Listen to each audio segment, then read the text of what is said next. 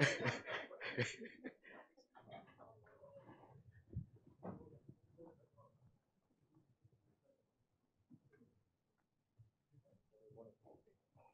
right.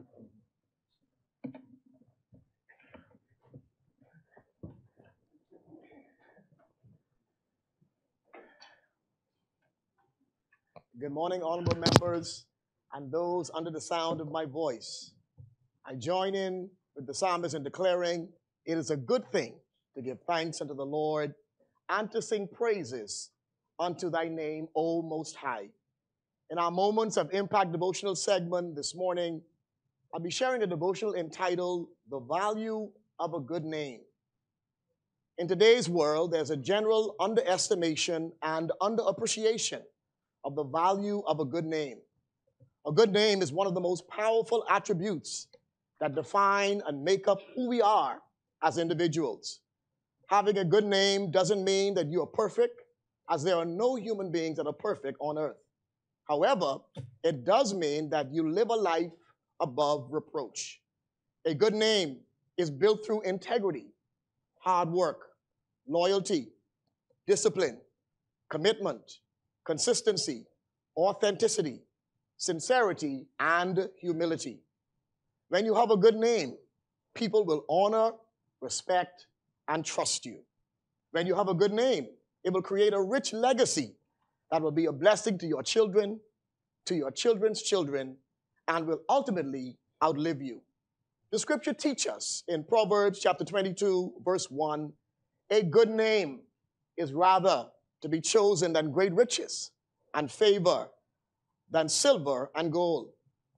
The lesson from this scripture is that your name is more important than wealth or material possessions, and respect is worth more than silver or gold. In my conclusion, I want to encourage each of you, under the sound of my voice, to protect and preserve your name.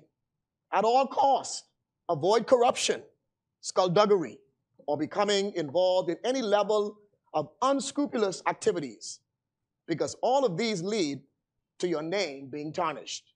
A tarnished name will adversely affect your career, your political party, your business, your family, and even your future. I leave you with this final thought today. It takes years to build a good name, but seconds to destroy it.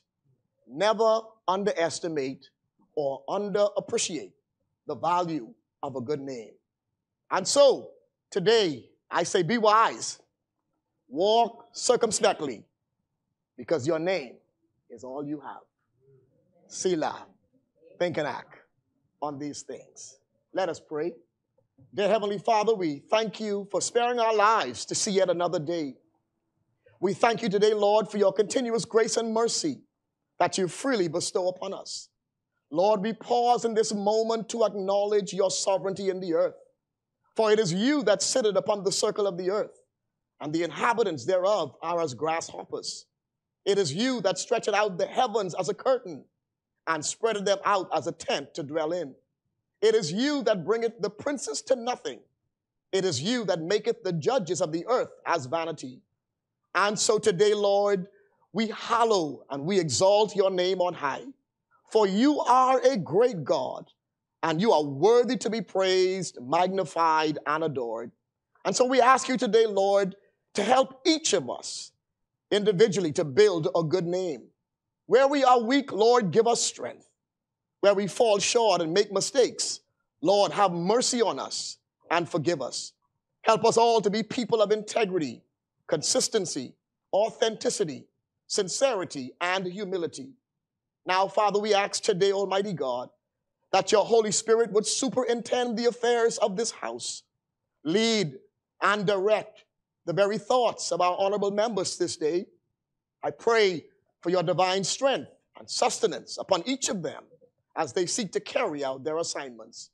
Be thou exalted and lifted on high in this house today, for it's in Jesus' name we pray. Amen. Let us pray the Lord's Prayer. Our Father, who art in heaven, hallowed be thy name, thy kingdom come. Thy will be done on earth as it is in heaven. Give us this day our daily bread, and forgive us our trespasses, as we forgive those who trespass against us. And lead us not into temptation, but deliver us from evil. For thine is the kingdom, the power, and the glory, forever and ever. Amen.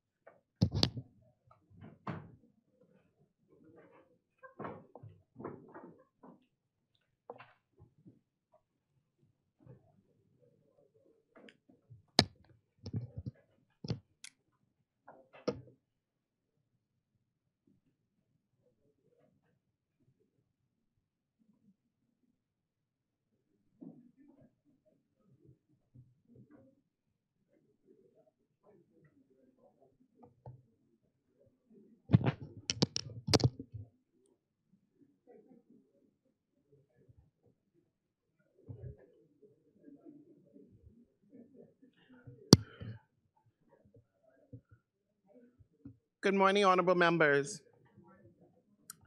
At the suspension, we were debating a compendium of bills. I believe that we are now ready. And the chair recognizes the honorable member for Elizabeth. Thank you, Madam Speaker. Madam Speaker, one of the understated benefits of politics and political campaigning in the Bahamas is the opportunity to meet remarkable people. As Member of Parliament, we often receive... Thank you, Madam Speaker. Thank you, Madam Speaker. Madam Speaker, one of the understated benefits of politics and political campaigning in the Bahamas is the opportunity to meet remarkable people. As Member of Parliament, we often receive requests for street lights, street paving, and bush trimming, but we also hear extraordinary stories of personal triumph. The stories of Bahamians striving and overcoming seemingly insurmountable odds not only inspire and motivate, but more importantly, reminds us of our purpose in this chamber. These stories serve to highlight areas where executive and legislative action can be required and public policy reform may be needed. In February 2020, Elvado McKinney, a resident of the Elizabeth constituency, was struck off his motorcycle while traveling on Prince Charles Drive. As a result of the accident, Elvado suffered many life-threatening injuries that included traumatic brain injury, 9 broken ribs, 2 broken arms, a broken femur and pelvis, a lacerated liver, and a crushed lung. While in hospital, he contracted pneumonia. It took 2 weeks for Elvado to open his eyes, and his family was advised that he would remain in a vegetative state. Madam Speaker, I want to show you a photo of Elvado just a year ago. Just a year ago. This was Elvado. Wow. A year ago. I'm going to show you another photo today. Today, Elvado can use his hands to assist with standing, and he now moves around with a walker. And he's watching me today at home with a few members of his family. Elvado's story of defying the odds serves as an inspiration and motivation to me as his member of Parliament. And Madam Speaker, my contribution during this budget debate is dedicated to Elvado, the fighter and champion from Elizabeth, and other Bahamians who are overcoming life-threatening challenges. And I see Elvado's sister Monique. I'm going to ask you to stand. Who takes care of Alvaro? I recall when I met the family, he was bedridden. It was so, you had to be so careful when I was campaigning. You know, we had COVID. And so his mother had to stay with him all day while everyone did their part and contributed to his well-being. And his mother is no longer here with us today. Wow. And so now Monique is the 100% caretaker of Alvaro. And I have watched his transition from wheelchair. And they surprised me one day. That's how we got that photo. And had Alvaro walk into my office to show me his progress. And so this speech is dedicated to Alvaro. Through the stroke of a pen, Madam Speaker, the laws we pass and the public policies we implement can heal, uplift, empower, and secure. May we, as members of Parliament, always embrace and be mindful of this awesome responsibility and live up to the expectations of the people who sent us here. Madam Speaker, it is a privilege to address this honorable House during the 2023-24 budget debate as Member of Parliament for Elizabeth and the Minister of Transport and Housing. As I speak, Madam Speaker, I am aware that there's a lot to be thankful for. Like the young people say, gratitude is a must. I want to start by giving thanks to God for the gift of life and the health and strength to serve my country and the Bahamian people. My family has been my rock and a source of great strength, especially my husband and my daughter, Bethany. On Sunday past, Madam Speaker, my husband, Donovan, and I celebrated our 7th wedding anniversary. I can't tell y'all how we celebrate, but we celebrate. Donovan is my biggest supporter, and his loving arms has sustained me through the good and the bad days. Donovan, I love you, and I appreciate all that you do. My daughter, Bethany, continues to inspire me daily. As a mother, and like so many other Bahamian mothers, I want what is best for my child. I want my daughter to know that she can become whatever she desires and that there are opportunities for advancement available to her within the land of her birth. I know that I am not alone in my hope, Madam Speaker, and love for my child, as there are thousands, including my colleagues, of other Bahamian mothers, and yes, Bahamian fathers who share similar hope. My mother and father are joining me today. I'm going to ask them to stand. Wade and Irma Colby. And I'm proud to have them witness my second national budget debate contribution. My parents have instilled in me the value of prayer and the spirit of being bold, courageous, and fearless. I'm grateful for their love and sincerely hope that their Joey continues to make them proud. I'm thankful to our Prime Minister and the Member of Parliament for Cat Island, Rumkey, and St. Salvador for appointing me to serve in the Cabinet, and my Cabinet and Parliamentary colleagues for their assistance and support. I also wish, Madam Speaker, to convey my sincere thanks and gratitude to the hardworking staff of the Ministry of Transport and Housing and the various agencies, which include Aircraft Accident Investigation Authority, Department of Meteorology, Road Traffic Department, Post Office Department, Port Department, and the Department of Housing. At the constituency level, I wish to express my sincere appreciation to my campaign and office teams for their consistency and loyalty in serving the great people of Elizabeth. And some of them are here in the gallery. And I'm going to ask them to stand for their support.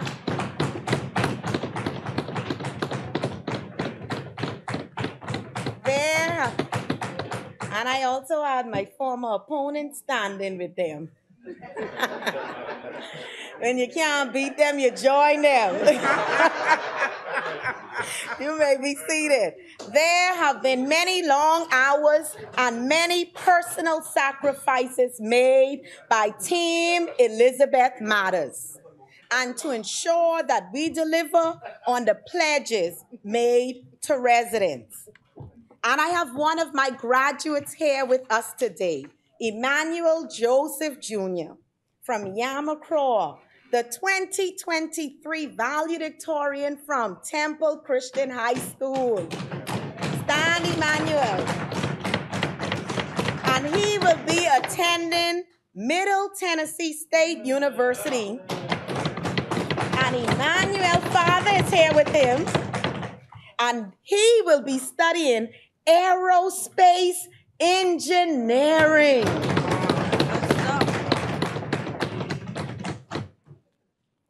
Every day, Madam Speaker, I am reminded that the votes of most of the people of Elizabeth brought me to this chamber.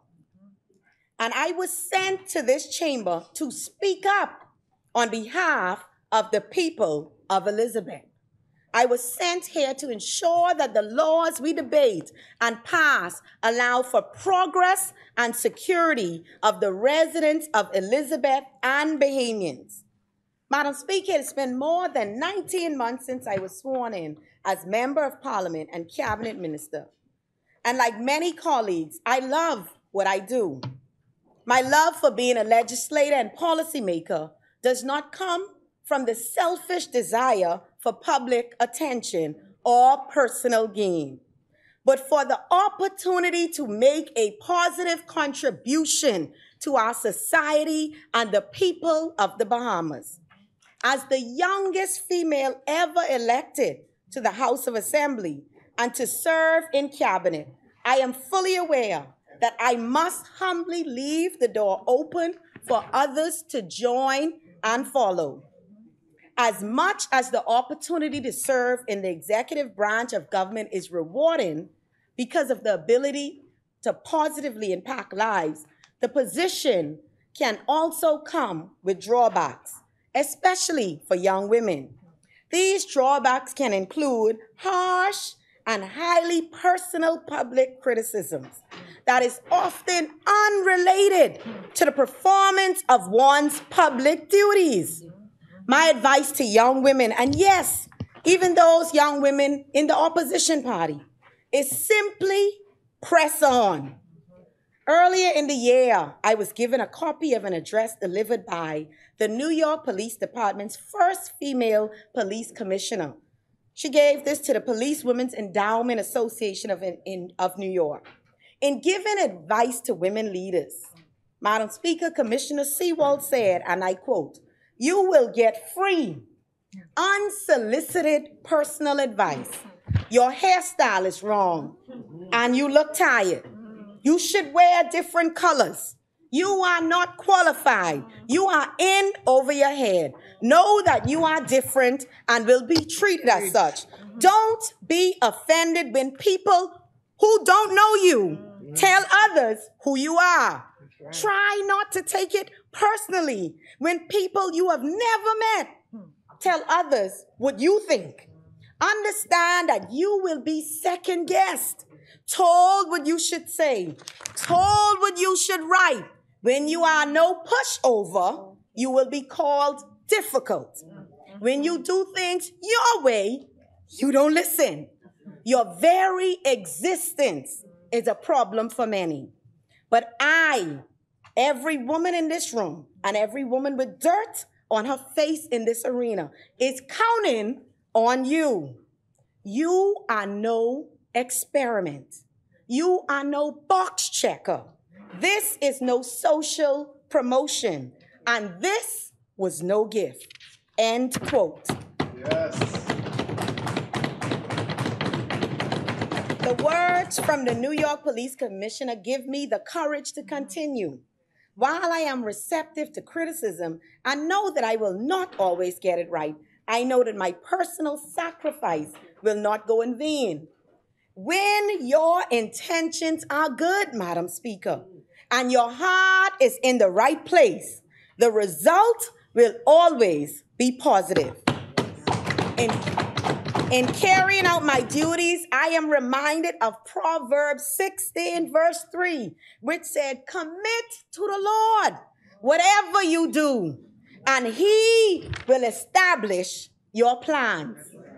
I wish to acknowledge once again the support of the Prime Minister, my cabinet and parliamentary colleague, and the support of my wider progressive liberal family for standing with me and our female parliamentarians. My sisters, all of you, and I, we stand in the shadow of the Member of Parliament for Angliston, the longest elected female parliamentarian in the Bahamas. And we are here to make a difference, to heal, uplift, empower, and secure. Madam Speaker, in November, the Progressive Liberal Party will observe its 70th anniversary. Since 1953, the PLP has played a major role in writing the script of the modern Bahamas, from supporting the right of women to vote, to ushering in majority rule, to bringing about national independence, to building the organs of statehood, to bring into office the first female to serve as Deputy Prime Minister. The PLP continues to champion the cause of Bahamians. As the PLP prepares to celebrate 70 years, our nation will celebrate its golden anniversary. 20 years after the founding of the PLP, our country became an independent nation. While our 50th independence anniversary observances will give us a chance to celebrate our nation's achievement, the celebration should also motivate moments of sober national reflection. While our nation's progress is evident from 1973 to now, the task of continuing to write the script of the modern Bahamas continues. Solutions to address challenges such as ensuring the quality of life and access to health care on some of our family islands is comparable to New Providence is our priority. Further, to reduce the number of murders in the Bahamas, efforts to eliminate and curb the demand for illegal guns on our street continues to be this government's focus. Madam Speaker, the Bahamian people want progress and security. Our people are looking to us within the executive and legislative branches to continue the national journey started by our founding fathers. The public policies we implement and the laws we pass must assist in furthering the promise of independence for generations of Bahamians across the length and breadth of the Bahamas. The goal, therefore, of public policy must be to keep people at the heart. It must be to have small businesses and people as the focus of national development. The goal of public policy must be to ensure that the young girl or boy growing up in Clarencetown, Long Island, in Abrahams Bay, Mayaguana, in United States, San Salvador, in Dumfries, Cat Island, in the Bluff, South Andros, in Holmes Rock, Grand Bahama, in Long Key, in Elizabeth Estates, in East Street can have access to the same empowerment opportunities as the young girl or boy living in Lightfoot Key or Cable Beach. With respect to small and medium-sized businesses, our public policies must ensure that businesses on Grand Bahama and the Family Islands, like Mom's Restaurant and Bar in 8 Mile Rock, Grand Bahama, Robert's Grocery Store in Bimini, Berry Island Cuts in Great Harbor Key, Debbie's Bakery in Tarpon Bay, Eleuthera, ABR Plumbing in Farmers Hill, Exuma, and Virgil's Construction and Renovations in Lovely Bay, Acklands can grow and expand, creating stable employment for Bahamians and powering an economic resurgence. Let us make no mistake, Madam Speaker, national development starts at the community level.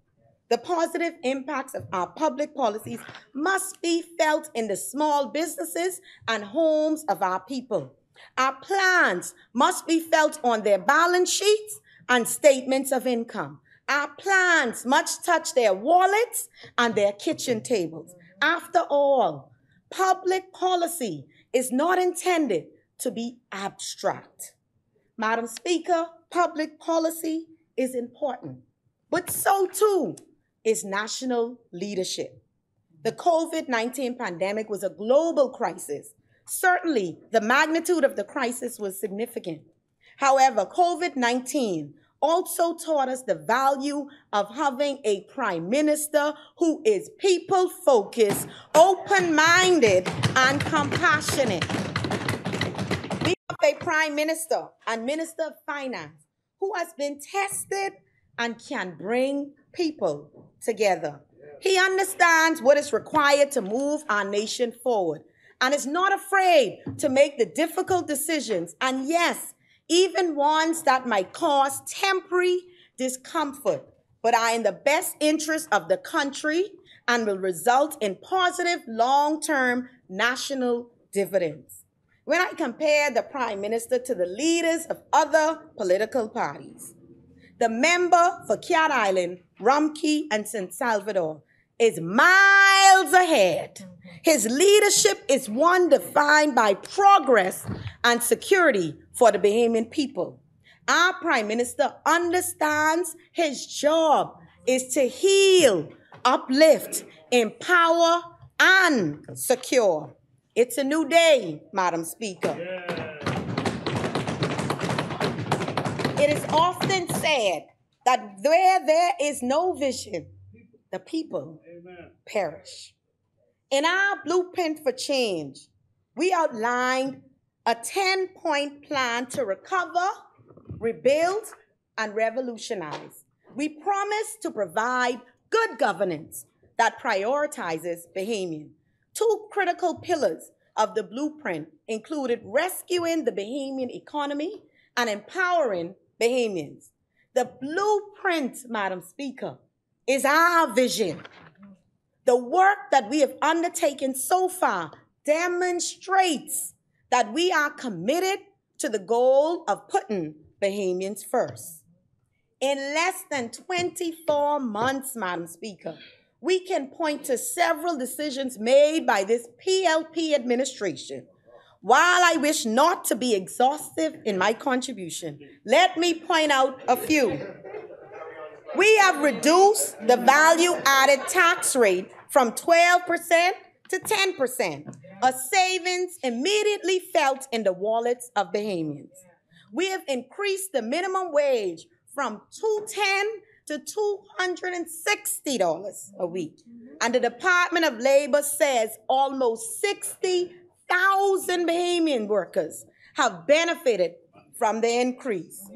We have reopened the water sports and Surrey industries, returning scores of Bahamians to work, especially young men.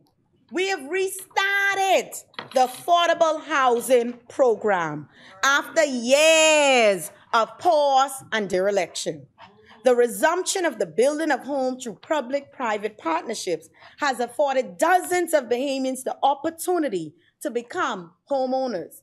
And we have made it possible for the records of Bahamians convicted of breaking the COVID-19 emergency orders to be expunged upon application. This decision has positively impacted the lives of several Bahamians, especially our young Bahamian men.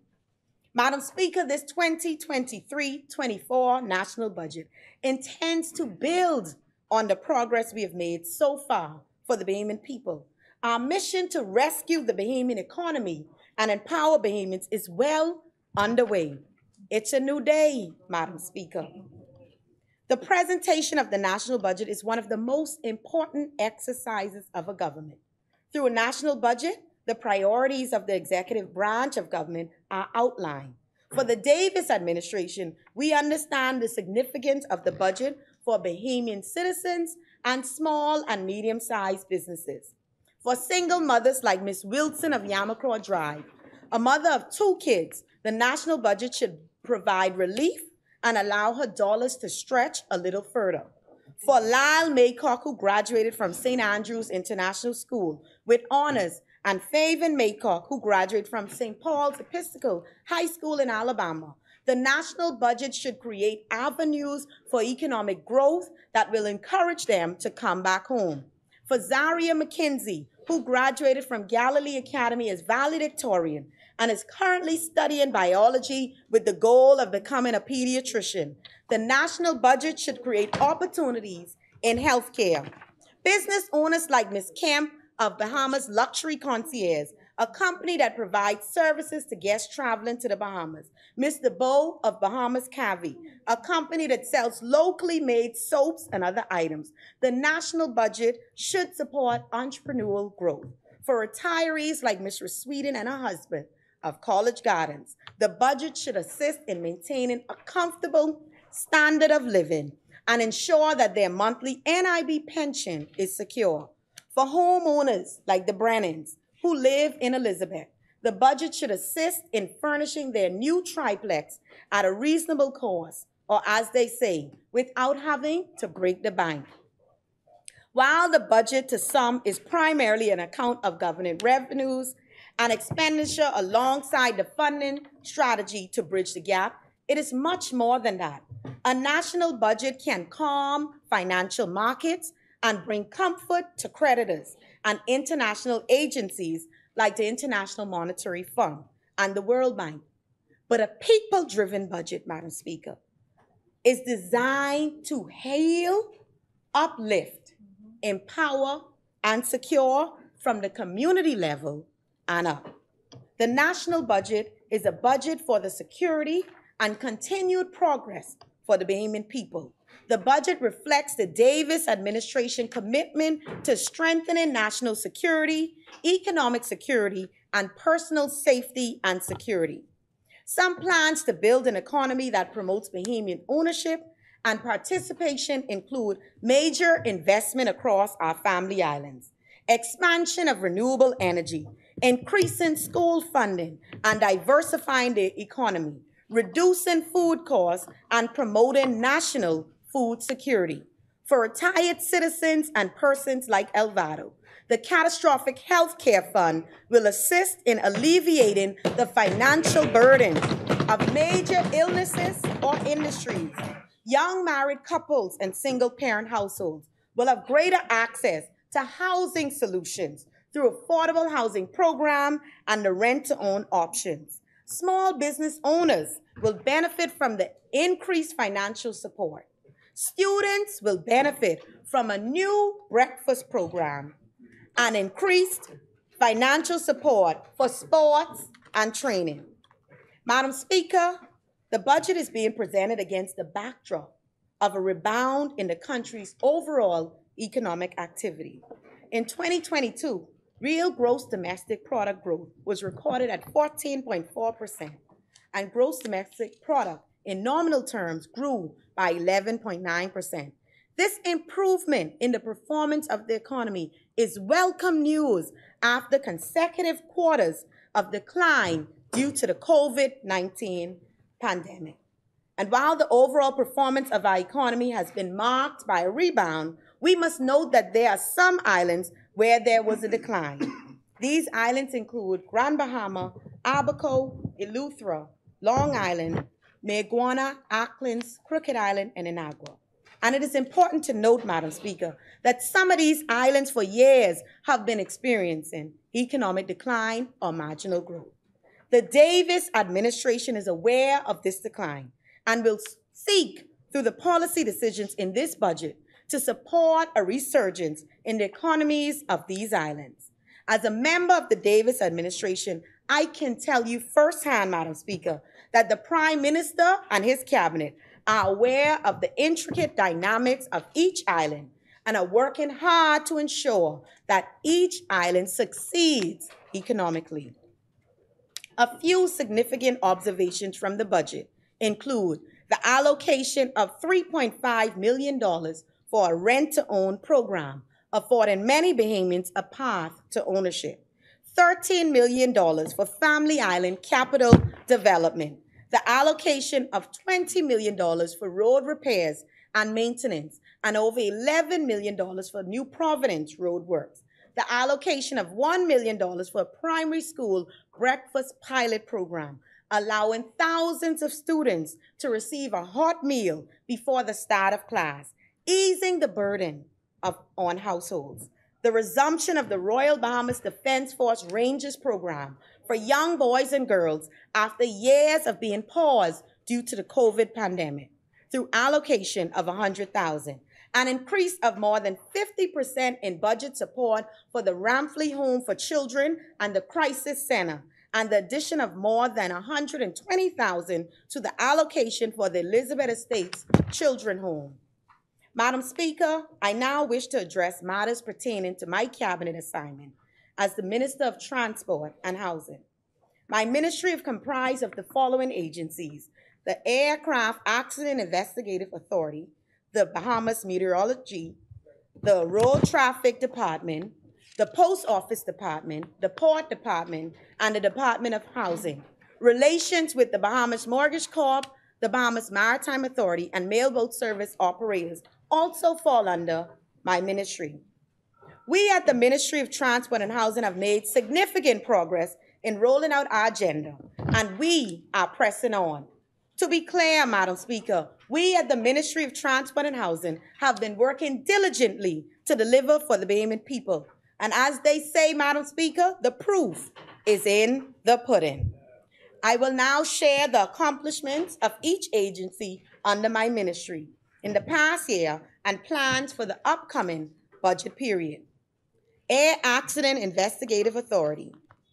The mandate for the Air Accident Investigative Authority is to investigate aircraft accidents and serious incidents with a view to making recommendations to prevent reoccurrence. The recurrent budget for the agency falls under Head 40.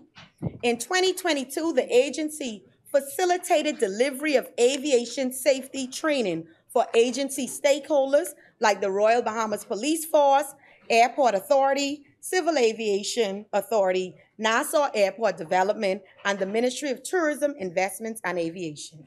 We participated in the ICAO turnkey project for the North America, Central America, and Caribbean region. We completed all accident investigations within a 12-month time frame from the date of occurrence. Reconvened the reoccurring training program to ensure investigators are trained to international standards at the approved aviation training facilities. And we held discussion with leadership at the Royal Bahamas Police Force to work toward the establishment and eventual execution of a memorandum of understanding between AAIA and RBPF. In 2023, the authority will add 2 investigators to build capacity to respond more effectively to major commercial accidents and serious incidents. They increased the AIA salaries to reflect industry standards both locally and internationally, and continue safety training programs for aviation stakeholders. The recurrent training of AIA staff will also continue to ensure that the agency remains on the cutting edge of investigative techniques and technology advancements. The Bahamas Met Department. The Met Department provides weather and climate information to Bahamians and the international community. The recurrent budget for the department is outlined in Head 55. In 2022, the department completed a storm surge risk model for Grand Bahama, Abaco, and Eleuthera. They started work on creating a similar storm surge risk model for the remainder of the Bahamas and the Turks and Caicos Island. They installed 3 new automatic weather stations on Ragged Island, Freeport Airport, and East End, Grand Bahama.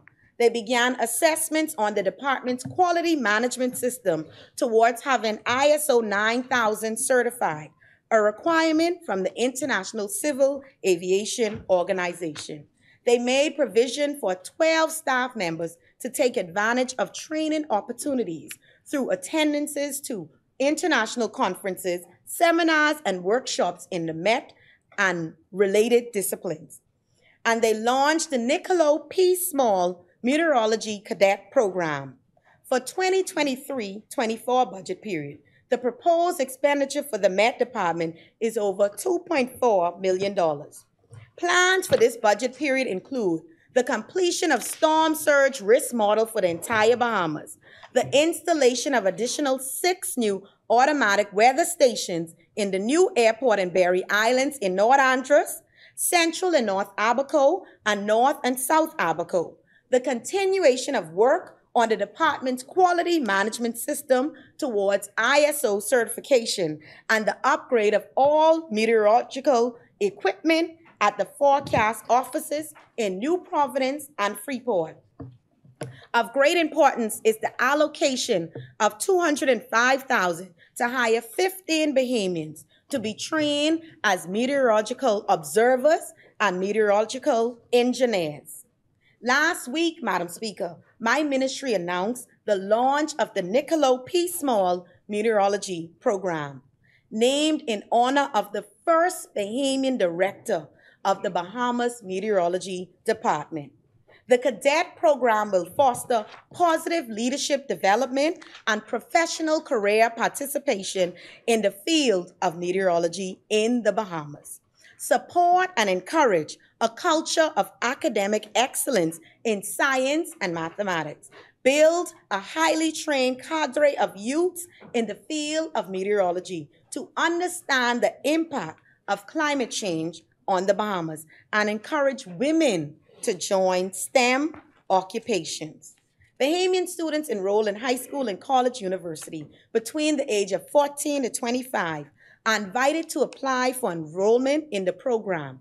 Applicants will receive a stipend, and application forms can be obtained by emailing npsmc@bahamas.gov.bs or collected from the Department of Meteorology or the Ministry of Transport and Housing. The Road Traffic Department. Madam Speaker, the Road Traffic Department is expected to continue to be a major source of revenue to the government. In the 2023-24 budget period, the road traffic is projecting an income of more than $56 million.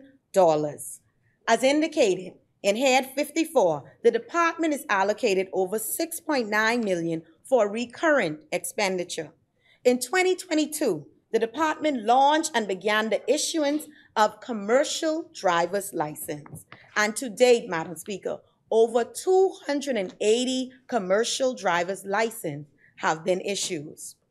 Madam Speaker, we've continued the launch of the Transportation Management System service in the Family Islands, with St. Salvador fully online. We reestablished the National Road Safety Council with representation from the Ministry of Education, Technical and Vocational Training, Ministry of Public Works and Utility, Ministry of Health and Wellness, and the Royal Bahamas Police Force. Formed a stronger working partnership with stakeholders such as the Bahamas Taxi Cab Union and the Bahamas Hotel and Tourism Association. We launched the Taxi Industry Service Improvement Project and successfully hosted Road Safety Awareness Week 2023, with observances held on all major Family Islands. Plans for this budget period include the opening of a road traffic office in 8 Mile Rock, Grand Bahama by the end of August, and offices in the Orange Creek and New Bight, Cat Island by the end of October 2023. Offices in Mayaguana and Inagua should be ready by the end of December 2023. The Crooked Island office will provide mobile services to Acklands and Long Key and should also be ready by the end of December 2023. Madam Speaker, the new offices will ensure the efficient collection of revenue by the department, create employment opportunities in those islands, and strengthen our efforts to promote road safety.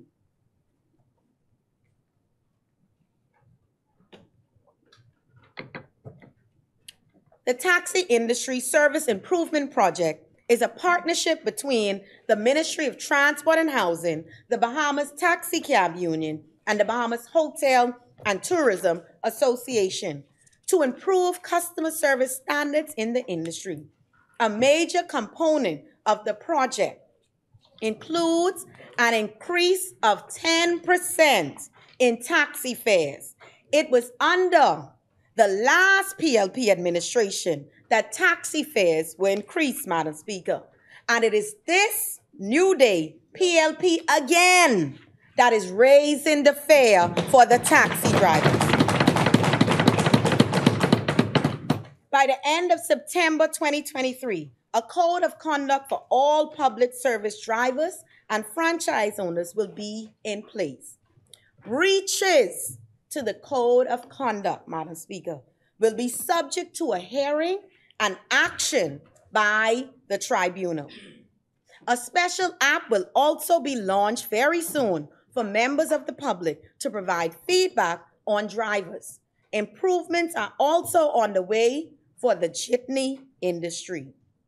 Madam Speaker, a new franchise inspection process will be instituted by May 2024 to ensure the appropriateness of all vehicles. An additional 40 supervisors will be employed at the road traffic offices throughout the Bahamas with the primary responsibility of enforcing the Road Traffic Act for all franchise holders and public service drivers. The mobile unit will be reconstituted in New Providence. In support of a stronger vehicle inspection regime, the department intends to move from a manual inspection process to an automated system and digital aided approach that will include testing of brakes, suspension and shock systems, wheel alignment, and light intensity. The inspection regime will not inconvenience or prohibit vehicles from being on the road. Madam Speaker, I want to repeat that because I know when we raised this before, there were many concerns from the public. The new inspection regime will not inconvenience or prohibit vehicles from being on the road. Rather, the process is a new process, will be designed to ensure that our vehicles are safe and they are roadworthy. Madam Speaker, I want to show right now a look at what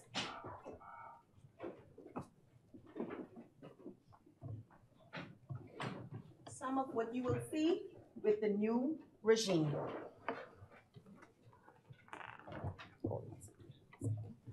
Here you can see where the cars will drive through a mobile testing unit. This is how it looks. And on the ground, what you have is the testing of your shocks, your wheel alignment, your brakes. This is done in minutes. In minutes, this is done.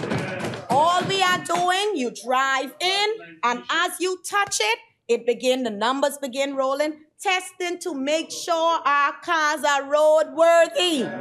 We heard our Minister of Public Works talking about all the road works that's happening.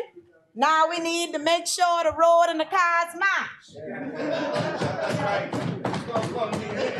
This is what you call new day, Madam Speaker. Because road safety will continue to be a key focus of the department. The National Road Safety Committee will lead these efforts, and planned initiatives will be impactful and meaningful. In short, Madam Speaker, we must reduce the number of traffic fatalities on our streets. With regards to tabled legislation, the Road Traffic Amendment Bill 2023, I was quite excited when it raised so much public discussion with the wrong bill, because then that brought the discussion of the real bill, the real amendment, and the purpose of it. And the bill reinforces the prohibition on renting private vehicles to the public and introduces a fine of up to $1,000 for persons violating the law. Under the law, vehicles being rented to public must have a self-drive license plate. You have to be in order. As I conclude my overview of Road Traffic Department, I just want to, no, I include the speech, the road traffic part. Want to advise the House that Mistress Linda Moxie has been appointed as the first female to head the Road Traffic Department. The first female in the history of the Bahamas as the head. She comes with a wealth of knowledge and is very qualified to head the department, having previously served as a senior officer of the Royal Bahamas Police Force. The Post Office Department, Madam Speaker. The Post Office Department is expected to generate over $1.9 million in revenue during the budget period. The department continued efforts to refurbish and renovate post offices on New Providence, Fox Hill, Carmichael Road, Cable Beach offices, and in the Family Islands, Rum Key, Grand Bahama, and Abaco. Automated the payment of rent for mailboxes via the My Gateway portal. They increased the staff complement of the department by 53 new officers to improve operations and address critical vacant areas. And they made provisions for staff members to participate in local and international training programs. We recognize that the Post Office Department has the potential for further growth and development. A major plan for the department in this budget year is the development and creation of an automated counter and parcel delivery operation to facilitate electronic payment transactions and online purchasing, along with track and tracing capabilities. I'm advised that revenue intake from this operation in the first 3 years can exceed $3 million. Plans are in motion for the redesign of the post office building in Grand Bahama to accommodate other government offices. This redesign will result in a multi-purpose facility and will alleviate the payment of rent for several government buildings. With reference to the new General Post Office building, I can advise that this House plans are in progress. The new post office will include additional services, for example, courier services, which allow international packages to be delivered to your mailbox. Efforts to improve the operation of the Post Office Savings Bank will also be given significant attention in this budget period. Given the complaints we have heard from several family islands about the lack of banking services, the Post Office Savings Bank is being reviewed as a viable option to fill the gap created by the absence of commercial banks. And I know we have been saying this, but I also want to advise that I had a team travel with the group from finance to review a product in the Dominican Republic that may be utilized here in the Bahamas for our Postal Savings Bank to provide those services. The Port Department, Madam Speaker, is expected to generate over $18 million in revenue. As outlined in Head 53, the department is allocated over $9 million for recurring expenditure. In 2022, the Port Department signed a Memorandum of Understanding with Elbow Reef Lighthouse Society, the Bahamas Maritime Authority, and the Port of Miami. Obtained a patrol for Exuma to aid in oversight by the department. We successfully negotiated a contract after a transparent and thorough procurement process that enabled a Bahamian company owned by young Bahamians to improve the department's digital platform to enable revenue enhancement, with the key focus of collection of revenue from foreign-owned boats and charters. The awarding of the contract for this service is in line with our blueprint for change and the fulfillment, Madam Speaker, of the pledge by this Davis administration to allocate 5% of all procurement contracts to businesses owned by young, qualified Bahamians. We also improved the cleanliness of Porter's Key Dock. We increased the collection of outstanding fees and established the Maritime Revenue Committee, a partnership with the Ministry of Finance and other government agencies such as Customs, Inland Revenue, and the Royal Bahamas Defense Force to ensure greater compliance and to capture revenue leakage. Plans of the department in 2023 include the cleaning of Nassau Harbor and the surrounding areas, issuance of an RFP for Cooperstown and Marsh Harbor ports. Now, that has been a big topic of discussion, Madam Speaker. And I know the MP for Central and South Abaco raised it, but I want to make sure I reiterate to ensure the people of Abaco.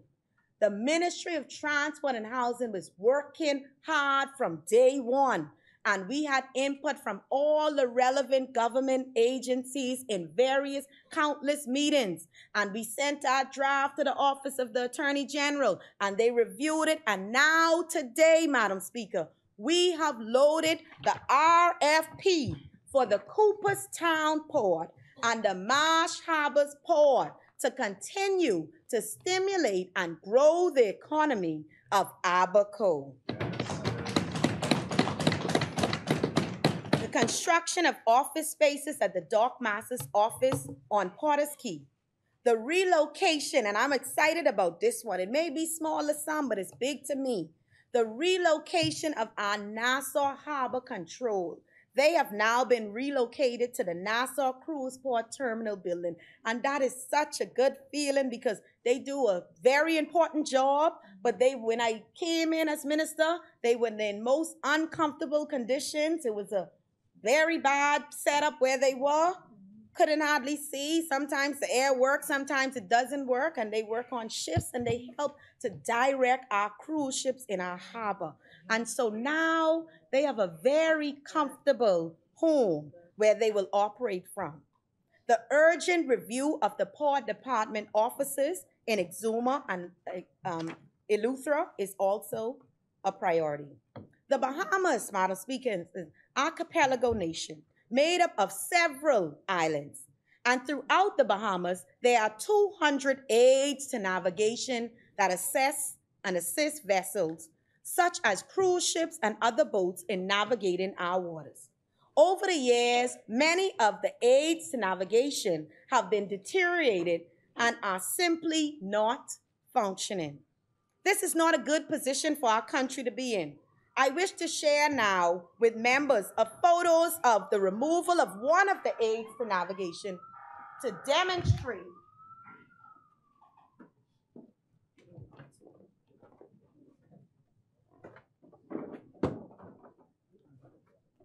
the extent of decay. This is what is in our waters presently. Wow. An urgent upgrade and maintenance are required. An invitation to bid on this service was conducted in accordance with the procurement policy of the government, and a Bahamian company won the bid in a transparent and fair process. I wish to now share, Madam Speaker, a photo of the new navigation aid that will be used by the company. Madam Speaker, I am told now this is not even as good as this look, the best of the best. So we trying to get the best of the best, but this is the level of upgrade where we are heading in the Bahamas. In our blueprint, we spoke about navigation and marine being a priority so we can up our maritime revenue. I know the fishermen saying that because they stay messaging me. Tell them I working for them. Yes. According to the World Bank, Madam Speaker, the blue economy is the sustainable use of ocean resources for economic growth, improved livelihoods, and jobs while preserving the health of ocean ecosystem. In our Blueprint for Change, the PLP pledged to modernize the fishing industry, create opportunities in ocean sciences and seafaring, protect seas marine plant and animals, as well as further develop and regulate the beach and sea sports industry. This budget introduces significant reforms to the maritime industry to improve regulatory oversight and support Bahamian entrepreneurs. For decades, there have been numerous complaints from Bahamian operating in our water sports and sport fishing industries surrounding the unfair competition from foreign vessels which were allowed to temporarily operate in the Bahamas without the payment of import taxes. Given the significant capital costs associated with the purchase of vessels, government concessions were required to enable Bahamians to have a fair chance in participating in this industry. In keeping with the commitment in our blueprint for change, this budget, for the first time, will provide for water sports and sports fishing industries similar concessions and support as those given to taxi and livery tour businesses. Vessels imported into the Bahamas will pay a first-time registration fee in lieu of import duties and value-added taxes. This fee represents a significant saving for new and existing water sports and fishing operators. It is indeed a new day, Madam Speaker. To help equalize the playing field between Bahamian and non-Bahamian vessel owners, since coming into office, this Davis administration has increased the registration fees for persons participating in the Foreign Yacht Charter Program. The reforms do not end there. To promote safety, this budget will introduce an amendment which require all privately owned vessels in the Bahamas to be inspected by the Port Department. This amendment is long overdue and will save lives by ensuring that private vessels which are not seaworthy are not issued licenses. The Port Department is presently engaged in discussions relative to the introduction of licensing regime for persons to operate private vessels. Further updates will be provided to the public as discussions progress. The safety of our citizens and guests is the high priority for this Davis administration. The Department of Housing, Madam Speaker. As outlined in Head 45, the department is allocated over $3.2 million in recurring expenditure, and under the ministry's capital head, the department is assigned approximately $1.8 million for the development of subdivision infrastructure. In 2022, the department completed Phase 1 of Pinecrest subdivision in New Providence, develop and fine-tune the framework and operating guide for a place to call home, a rent-to-own initiative, commence construction of affordable homes in Renaissance of Carmichael, a housing project in New Providence, entered discussions with the Teachers Credit Union to offer alternative mortgage solutions at affordable costs and terms with the signing of a memorandum of understanding to be signed shortly, commenced the construction of 8 homes in the existing Dignity Gardens, continued the renovation of rental units in New Providence, and successfully relocated the Department of Housing to the Smiley Bastian building on Thompson Boulevard, expanding the accessibility of the agency to the members of the public. And Madam Speaker, I'm going to now show you photos. Sometimes when you say it, people don't believe you. So you have to, you have to show them photos. Yes. So I'm going to show you first, Madam Speaker, this is our rendering, no sketch, rendering of our rent-to-own homes and the looks of them. 2 bedroom and 2 bath. What's this one? 2 bedroom and 1 bath.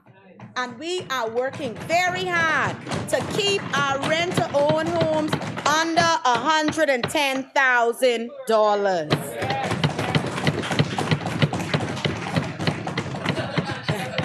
TPM, this for first time homeowners. This program is for first time. This is a picture of the homes we are building in Dignity. Now, this ain't no rendering. This was taken yesterday. Our Dignity homes are ready. I said, man, I don't know nothing but no confidence, nothing. These are the homes of our homes in Eleuthera. First time ever a government built homes in the Family Islands. First time. Clay, I got you back. Now you know they talk. Madam Speaker, you know they stress me out. They stress me out. But this, Madam Speaker, what I'm about to show you, this is our homes in Renaissance at Carmichael. Yes, everyone asking, they build yet in Carmichael. We have homes in Carmichael. Homes. Popping out the ground. Keys, give me them keys. Keys giving out. Keys, come for your keys.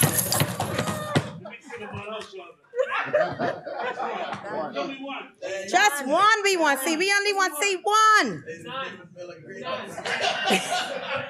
Plans for the budget period include, Madam Speaker, our plans include the opening of Ocean Hole subdivision in Rock Sound, Eleuthera, and the presentation of keys to qualified and deserving homeowners. And I want to say that we were working very hard. And I'm going to say this because I need to make sure my people in Eleuthera understand their colleague working hard for them. We were working hard to give this key presentation out. We tried for yesterday, and then we were trying for Monday because our homes are ready. Our homes are ready. We're having schedule conflicts right now. But Eleuthera, rest assured that our presentation of keys to qualified and deserving homeowners will be very soon. Now, Madam Speaker, I see my colleague, my good sister, next to me, looking at my speech, wondering when she can hear about Grand Bahama. I want them to know Grand Bahama, we are completing the acquisition of 18 lots. And why is that important? Because those 18 lots already have infrastructure. So all we have to do once we sign and house and own that land, we go and push down and begin building. So those 18 lots she gonna have very, very soon with foundation on them. And then we have another 100 lots in Dignity that we're going after. And we are soon to complete that acquisition. Now that's going to have some infrastructure. So I can put her to work a little bit. Because she going to have to move some. Yeah, heritage. Heritage. You know, I'm so excited. I see them house for Dignity. I confused a little bit. Heritage, Grand Bahama, in Heritage.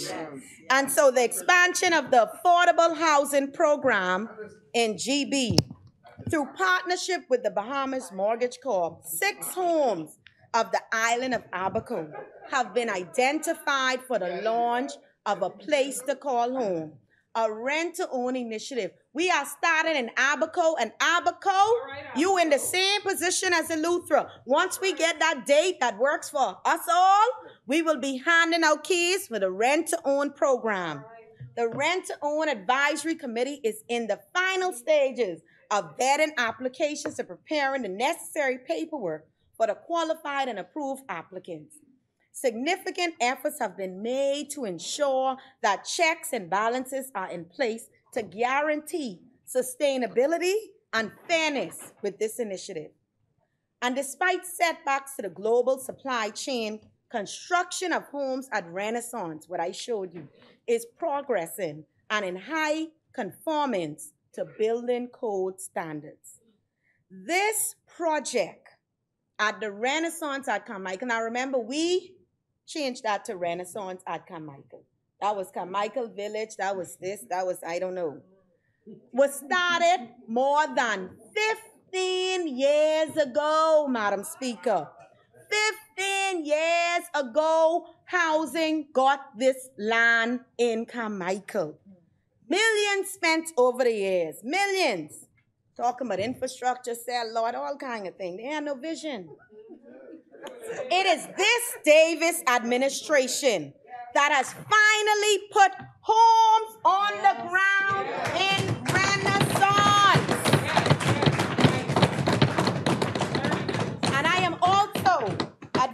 certain that the handover ceremony is scheduled to be in the coming weeks. And in dignity, you saw the homes. We will be handing over those homes to the new homeowners at the end of August. The Davis administration is committed to a housing policy that is not only affordable, but one that is also inclusive. For the Department of Housing, one of the homes in Renaissance is being specially fitted for a family with a child with disabilities. And I remember like yesterday when I met his mother, she came to our first housing fair. And then she brought her son back for me to meet him. And she said, all I want is a home to have my son and raise him comfortably. I am saving, and from the first housing fair, she didn't have no saving. Now, because of that housing fair and the financial guidance she got, she will be one of the first ones to get her keys for her and her son, a single mother, taking care of her son.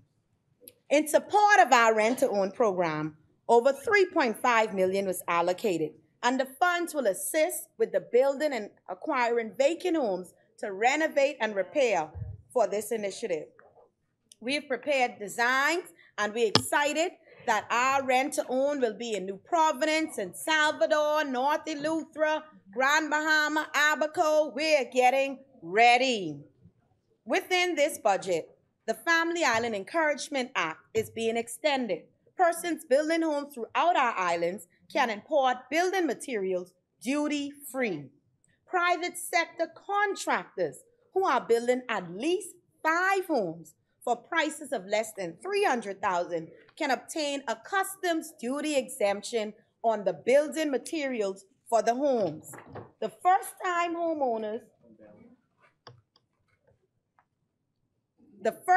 homeowners program has been extended to embrace persons coming together to purchase homes. Bahamians can now obtain an exemption for duplex and triplex purchases once each unit will be occupied by an owner. Our mission at the ministry is to move transport and housing forward for Bahamians.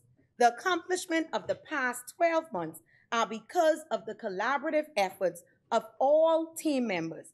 I take this opportunity to acknowledge once again the hardworking senior leaders and staff members for going above and beyond to fulfill the mandate of the Ministry of Transport and Housing. Our plans for 2023 are aggressive and robust. However, we remain committed to achieving our goals. For us, the result is the advancement of the Bahamian people. Madam Speaker, as I indicated earlier, the Ministry of Transport and Housing has relationships with the Bahamas Mortgage Corp and the Bahamas Maritime Authority. Established by an act of Parliament in 1983 August, BMC commenced services to the public in October of the same year. For 40 years, BMC has provided personal mortgage loan financing to Bahamian citizens and residents. And in recognition of the 40th anniversary of the founding of the corporation, I am pleased to advise this Honorable House that the building on East Hill Street that currently houses BMC will be named in the honor of the late Ruth Miller.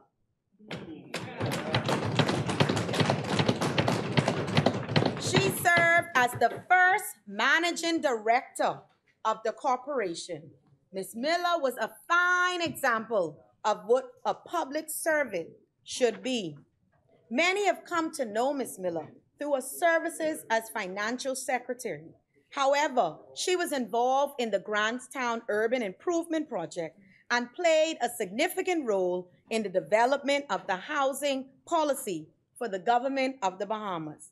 Under the leadership of former Prime Minister, Right Honorable Hubert Ingram, who served as Minister of Housing at the time, Ms. Miller was instrumental in the completion of the first assessment of the housing stock of the Bahamas. Today, this important policy document continues to inform our plans for affordable housing in the Bahamas. We can measure the influence of strong public servants by their impact. Ruth Miller's pioneering work as the first managing director of BMC has enabled thousands of Bahamians to become homeowners. Since coming to office in 2021, BMC has issued over 300 mortgages in excess of $5 million. How? 300 mortgages. Like many financial institutions, the corporation continues to experience fluctuating levels of mortgage delinquency. Delinquency refers to a payment that is at least 30 days past due. To be clear, BMC is aware that persons may be late in making their mortgage payments sometimes. However, as the Minister of Transport and Housing, I advise members of the public that BMC is here to help. If you are experiencing financial difficulties, please go in and have a conversation with the professionals at BMC. And I want to take this time to encourage Bahamians who wish to be first-time homeowners to save every little bit you can. Plan it out. Plan a budget and save. I have stories upon stories of young persons I met went into BMC and they told them, this is your situation. This is what you must do. And those who abided by them are now on the approved list to be first-time homeowners. I wish to also advise the Honorable House that for the first time in more than 10 years, this administration will be tabling an audit report on BMC. The report will be tabled by September 2023. The Davis administration is committed to BMC and believes that the existence of the financial institution is vital to the mission of making home ownership possible for all Bahamians. My sincere thanks to the Board of Directors, the executive management, and the staff at the Bahamas Mortgage Corporation for all that you do. Madam Speaker, the Bahamas Maritime Authority, the BMA, continues to fulfill its mandate of effective management of the Bahamas Ship Registry with some over 1,468 ships totaling over 64 million gross tonnage, flying the Bahamas flag. The fleet that comprises of diversity of ship types and size, including the largest percentage of cruise ships in the world, is the 8th largest, and by tonnage represents 3.3% of the world's ocean-going fleet. In this budget period, $10 million in the dividends will be paid to the Treasury. With the easing of the COVID restrictions globally, the BMA has been actively engaged in promotional activities globally in efforts to grow the registry and further contribute to the national economy. Some of the notable events include joint sponsorships with the Ministry of Tourism at the Business on the Beach, Sea Trade, Cruise Shipping Global in Miami, Bari Ship in Japan, and regional seminar in Korea, with the target audience being key stakeholders and decision makers in the respective sector and or region.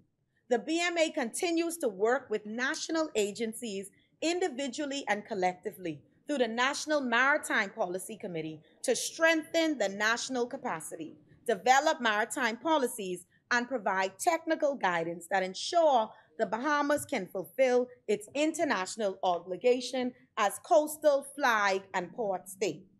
The BMA has actively represented the Bahamas at the international intergovernmental bodies, International Maritime Organization, International Labor Organization, International Oil Pollution Compensation, and International Maritime Satellite Organization, where our representatives have leadership roles and are making major contributions to the regulatory decision-making process. Some of the accomplishments of the BMA include chairing the IMO working group that raised the International Diving Code, being elected as one of the 8 IMO member states on an IMO-ILO joint Tripartite Working Group, being elected as a member of the Executive Committee of the International Oil Pollution Compensation Fund for 2023, and continuing to serve on the executive board of the World Maritime University. The Bahamas is currently one of the 40 of the IMO Council members, which is the IMO executive body, and the BMA are collaborating with the Ministry of Foreign Affairs in the efforts to be re-elected to the IMO Council in 2024-2025 biennium. The election to the council is important to ensure that equitable representation at the strategic level of the IMO for small island developing countries and the Caribbean region, in line with the UN Sustainability Goal 5, gender equality, and in support of the IMO's objective to raise awareness and profile of maritime to women. I am pleased to share that in my capacity as the Minister of Transport and Housing, I was a speaker during the first global conference on IMO Women in Maritime Association, which was organized by the IMO on International Women's Day in Maritime. My participation at this conference has given the Bahamas a platform to form many strategic partnerships which will bring tangible benefits for Bahamians. In short order, Madam Speaker, some exciting opportunities in the field of maritime will be announced for young Bahamians. At a regional level, the BMA recognized the commitment to the safety standards for ships operating in the Bahamas. The broader Caribbean region actively participates in the Caribbean Port State Control Committee in the area of national capacity and maritime education. The BMA continues to support the Bahamas Maritime Cadet Corps and the Loyal J. Mortimer Cadets, with a target of expanding the high school program to other islands. The importance of tapping into the next generation of seafarers and maritime professionals has been recognized by several of our cruise ship owners who are offering some onboard opportunities for students to experience while the ships are in port. This collaboration with our ship owners, including through the close relationship with the Bahamas Ship Owners Association, remains ongoing to ascertain more career paths and opportunities within the maritime sector for qualified Bahamians. Financial stewardships and revenue generation remain strategic objectives for the BMA, and every effort will continue to grow the registry, but without compromise to our quality standards. The Davis administration is committed to the BMA and believes that the expansion of opportunities in the maritime space will support the further development for the blue economy for the benefit of all Bahamians. And I am grateful to the Board of Directors, the executive management, and staff at the Bahamas Maritime Authority for their valuable work. Madam Speaker, I now turn to mail boat services. The mail boat service is I got a lot, Madam Speaker. I got a lot in transport. The mail boat service is critical to sustaining families and the economies of Grand Bahama and the Family Islands. For residents in communities like Lewis Yard and McLeanstown in Grand Bahama, Rock Sound in Eleuthera, Georgetown in Exuma, Sugarloaf in San Salvador, and Matthew Town in Inagua, packages for family members are shipped weekly. Mall businesses like Seawind Supermarket in Petty's, Long Island, People's Grocery in Bullocks Harbor, Berry Island, Evans One Shop Convenience Store in Low Sound, Andros, San Salvador Home Center in Bonefish Bay, San Salvador, and Lindsay's Sweet and Treats, a bakery in Colonial Hill, Crooked Island. The mailboat services brings much needed inventory and supplies. The Davis administration understands that connectivity to the capital is essential for economic, socio-economic, and infrastructural development of family islands. And as such, mailboat services have and will continue to play a vital role in this venture, having the potential to speed up the recovery and restoration process for islands that have been impacted by hurricanes like Abaco and Grand Bahama. After reviewing mailboat operations in an effort to address various complaints and petitions coming from Family Island residents regarding the neglect of small cargo services and the need to compete for storage space on vessels assigned to their respective islands. I am pleased to advise this Honorable House that my ministry has been granted approval to introduce additional mailboat routes, expand existing routes, and increase the number of vessels on existing routes. The new routes include Grand Bahama to North Abaco, Grand Bahama to Bimini. The expanded route includes Grand Bahama to the Abaco Keys, and the increase in the number of vessels on existing routes include New Providence to Acklins and Crooked Island, New Providence to Inagua and Mayaguana, New Providence to the Berry Islands, and New Providence to South Long Island. The additional mailboat services will not only be instrumental in the shipment of materials for infrastructural development, but also in transporting food, specialized equipment, and people to support the labor component of the government's economic expansion program. My ministry is also engaged in resolving the contractual issues with mailboat operators that have persisted for more than 15 years in reference to the renewal of their contracts. It is noteworthy to mention that some adjustments will be made to the renewed contracts to close small loopholes that binding mailboats to their statutory obligation to the government and vice versa. Their new contracts will give the government greater control over mailboat activities in terms of ensuring adherence to maritime policies and the Ministry of Transport and Housing, Port Department regulations. The new contract would also give residents and businesses on Family Islands an improved level of customer service. As I end the section of my contribution that focuses on the accomplishments of the agencies and plans for 23-24, I wish it to be known very clearly that we are working at the Ministry of Transport and Housing to fulfill our mandate. We understand that the Bahamian people are dependent on us, and we will not fail, Madam Speaker. Madam Speaker, I'm wrapping up now. But before I go, Madam Speaker, there are some members opposite who have said that this budget is out of touch. However, I say to the Bahamian people, do not believe them. Some members opposite would like the Bahamian public to believe that they did not sit in government 24 months ago. Some members opposite would like you to believe that they did not sit around the cabinet table in 2022. They are running from accountability. Earlier on in my contribution, I made mention of the Bahamas Mortgage Corp naming its headquarters either Ruth Miller, a much lauded public servant. One of the greatest traits of Miss Miller was her credibility. That is a trait that some members would do good to develop.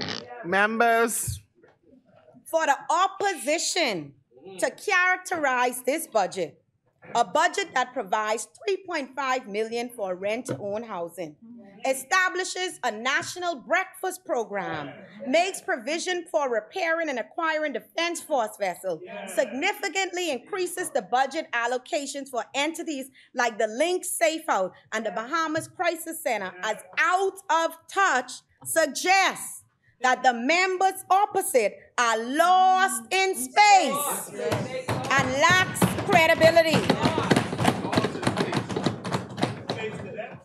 They ain't even that. They just lost. Fishing from the moon. Perhaps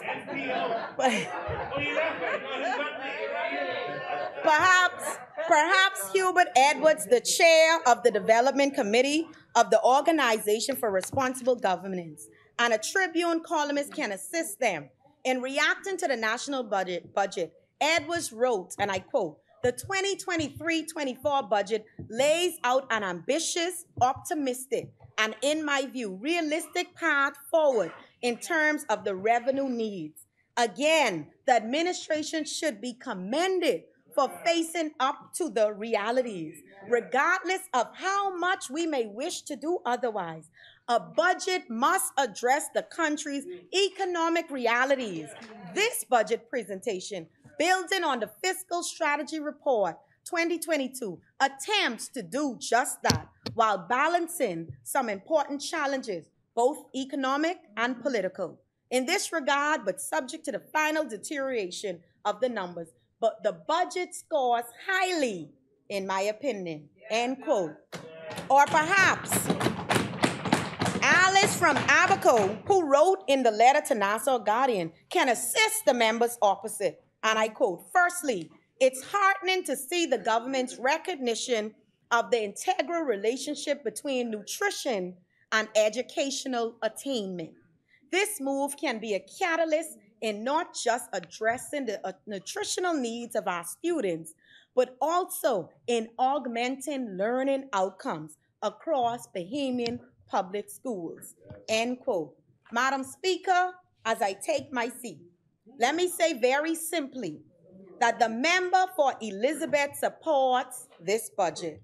For young Bahamians like my daughter and students at Thelma Gibson Primary in Elizabeth Estates and Preston H. Albury High School in Eleuthera and others, I support this budget. For Emmanuel Joseph Jr. from Yamacraw, the 2023 valedictorian from Temple Christian High School, who will be attending Middle Tennessee State University to study aerospace engineering, I support this budget. Emmanuel is here today. For Tony Simon from Pine Barren Road, who was named to the National Weather Book.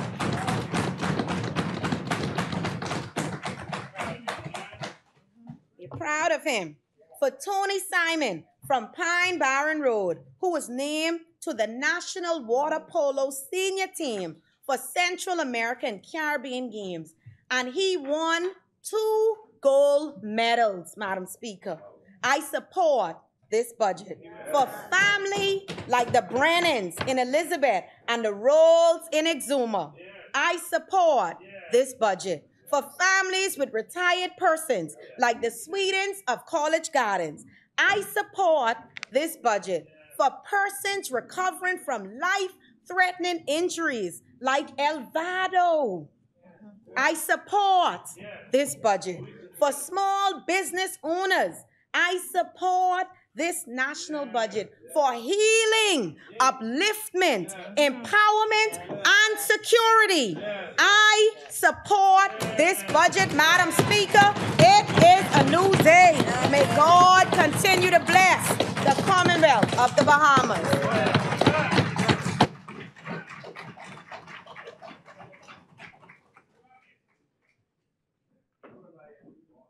Thank you, Honorable Member. Very good contribution.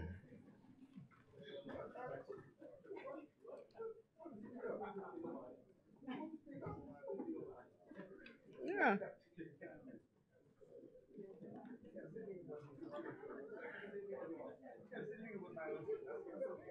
Huh? I didn't hear yours. Did you record it? Send it me, please.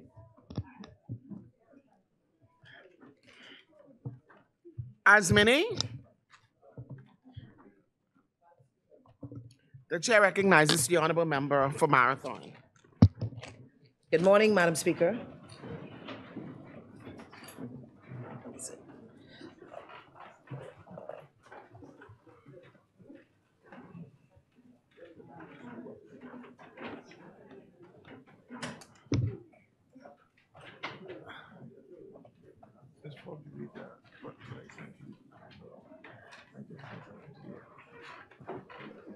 Oh. The chair recognizes the honorable member for Marathon. Good morning, Deputy Speaker. Members in the gallery, keep it down, please. Deputy Speaker, I would also like to say good morning to my colleagues and my colleagues opposite. And for those visiting here in the gallery who's leaving from Elizabeth, we are all one. Thank you for coming. We are all one in the new day.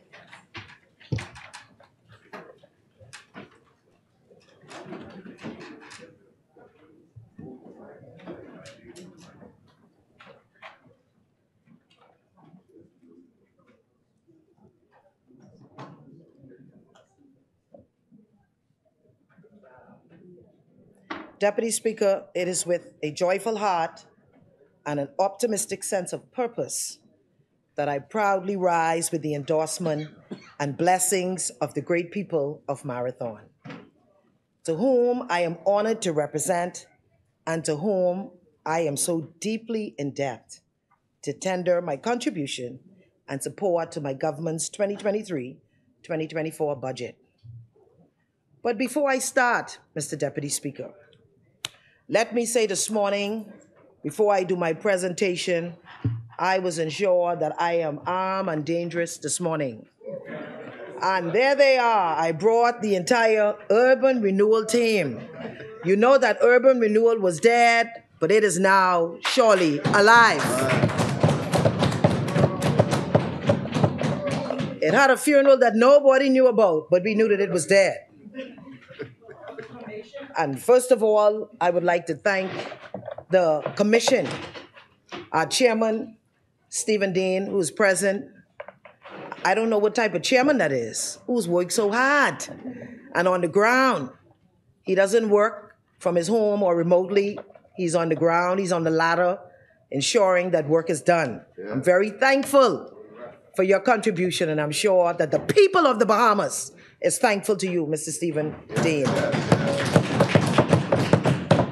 And of course, Mr. Dean is assisted by the other board members. That's Mr. Charlie Major, and we also have Mr. Arthur Evans, who are also on the ground. The only board I know that's be on the ground. Yes. And of course, I would like to thank our urban renewal team who is present, and surely the side opposite may not believe that these people actually exist. I bring them here to let you know that these are real people doing real things in real time. Yeah. So I would like to thank Mrs. Liddy Mae Lonely, who is the Deputy Director for Urban Renewal. Mrs. Lonely, wave your hands. Sonia Camp, Fox Hill. Wendy Russell, Nassau Village. Peggy McKenzie, all the way from Freetown. There goes a man, wave your hand. Myrtle Andrews, Marathon. Michelle Smith, Pinewood. Vernita Black, all the way from Angliston. John Ballou Ferguson, Centerville. Daphne Bannister, St. Barnabas. Rosalie Thompson, Bain and Grantstown. Monique Cooper, Fort Charlotte. Chantel Butler, Carmichael. And of course, our managers, I am so thankful and grateful for the work that they are doing. I have to thank them. Grand Bahama, Kayla Knowles, East Grand Bahama. Alicia Burrows, Marco City. Lisa Higgs, Pine Ridge. Urella Clark, Central Grand Bahama. Tanya Monroe, 8 Mile Rock. Mary Nain, West End. And on our family of islands, Cat Island, Melanie Ramming, our Assistant Director. Walisa Brennan, Abaco. El Schrader Robbins, Bimini. Donna Mae Pickstock, North Andres, Nabi. Janice Stewart, all the way from Exuma. Tiana Thompson, Eleuthera. Brittany Cartwright, Long Island. Tonya Farquharson, Crooked Island. Kevin Rose, Ferguson, Aucklands. Urban renewal is alive. It is not dead.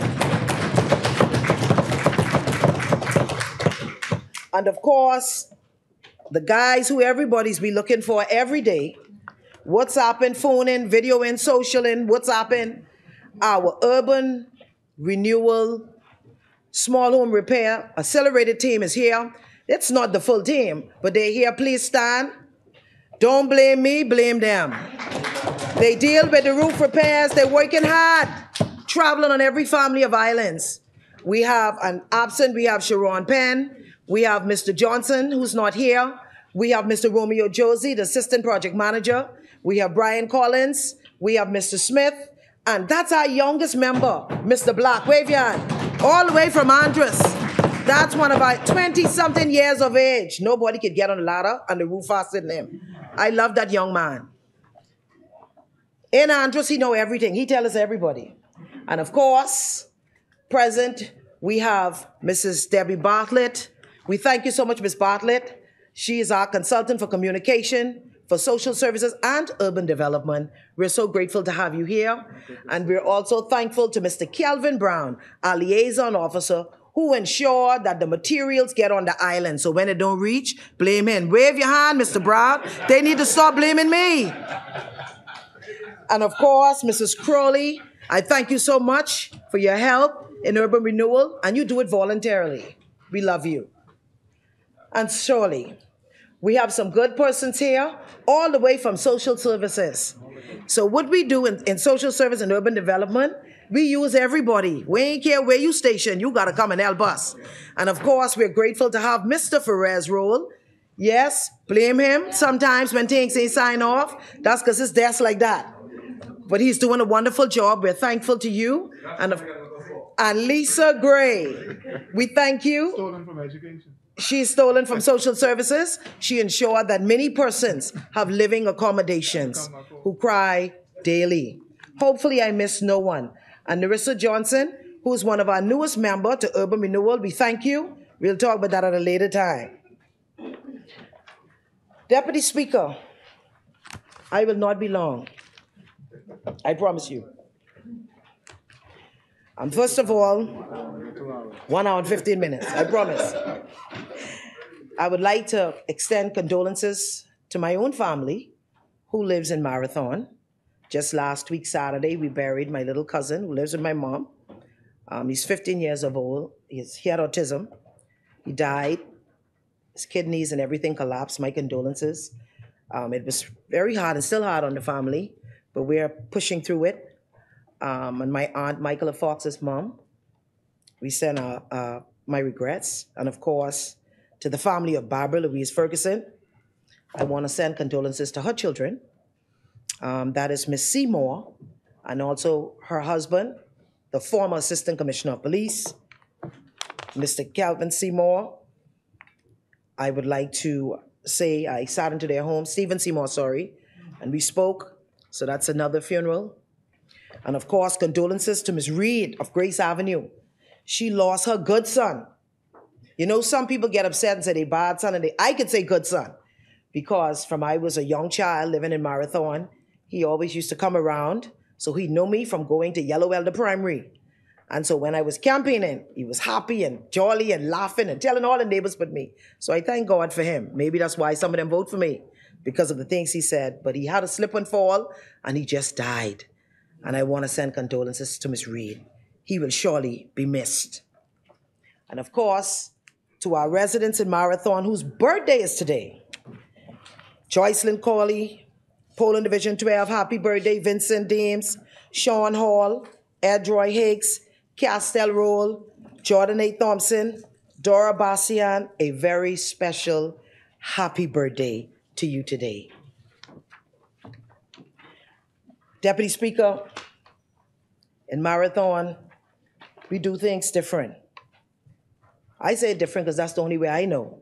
I don't know about others, but I know about me. We've celebrated the mothers in Marathon in a very special way. For Mother's Day, we went door to door, and we gave them Mother's Day gifts. They was extremely happy. And so for all the mothers, I'm sure by now everybody got their Mother's Day gift. If you haven't, you visit our constituency office, Claridge Road, 605-2042. It will be right there. More still left if you haven't. And of course, I would like to extend a belated happy Father's Day to the fathers in Marathon, whom we have went door to door, of course, and gave out to Poland divisions. We gave them gifts, and to other areas, we have celebrated them the way they wanted to be celebrated. I celebrated with them. We had a grill out. I know for sure, Deputy Speaker, nobody have the best grill like what we had in Marathon. Nobody never tastes that. And I wish they had come. And of course, we was on Ida Street, Regency Park, Morley Street, Jenny Street, Pinedale, Peardale, Union Village. I wasn't tired. I know what to call that, but I had a ball. And when we thought it was over on Saturday, no, they wanted to do it again for Sunday, Father's Day.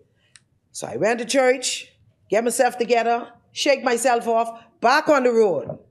And of course, it was good. We celebrated with them, even fathers living in the area who wanted to eat our food and not their family food was there. They came out on Regency Park, and they came out on Ida Street, and we had a ball. So I love you, fathers. Thank you so much for all the work that you've done, all the good grillers. And of course, on Father's Day, because since we were there, and I don't drive Baco, but the Baco driver surprised me. He showed up on Father's Day to clean down some of the areas in Marathon. And particularly, we're doing that because most of the overgrown lots are really areas that may possibly be conducive for crime and incidents of crime. And we surely want our people to be safe. And I want my residents in Marathon to be safe. So you would see persons from now and then coming through your neighborhood, cleaning down the lots. And we just did the one in Pinedale, that's in the back of Union Village. Oh my, that was much needed. I know the Union Village and the Pinedale residents are happy. I told you it would be done. I just didn't know it would be that day. We also cleared down the lot on Balfour Avenue. So we have some residents would see in driving that there is some pile up there that we're gonna have them move expeditiously from off the corner of Balfour and Pinedale. We're gonna have that squeak clean. And Crystal Roll, yes, we remember you from Lady Slipper. We're coming to you. We see that lot at your home, near to your home. We're going to clear that as well. Wilmar Road, I'm telling you, the Ministry of Works have already assured us that the road will be raised in order to avoid the flooding. You are on the list. Benson Close, we know that the drainage, it will be checked and you will have results. And certainly I am thankful to Mr. Butler, my former teacher, who lives in Poland Division 12, and Mrs. DeVoe, who was Earl DeVoe's wife. I had a very good conversation with them, and I'm thankful to them. They keep me on my toes, and they ensure that I do it right in Poland 12. So they have a list of things that needs to be done, and I'm going to go down that list one by one. I'm thankful for them. And coming soon, Deputy Speaker, is a major event in Marathon in August. Family Entrepreneur Fun Day. We will have 50 stalls spread out on the park. We would have a kids' corner, and all of the residents who sell and do businesses from their homes, if you sell food, if you sell clothes, if you sell shoes, if you do printing, whatever you do, you'd be able to set up out there. And people and residents and my colleagues, I would ask them to come and support you. Further information will be given on that soon, and you can pick up the applications at the constituency office. And Madam Speaker, Deputy Speaker, before I proceed, just one thing I would like, and just an event I forget, I want to thank the Rotary Club of Nassau. They have sent me this letter, and great surprise. I'm being honored by the Rotary Club, and I'm not in the Rotary. Wow.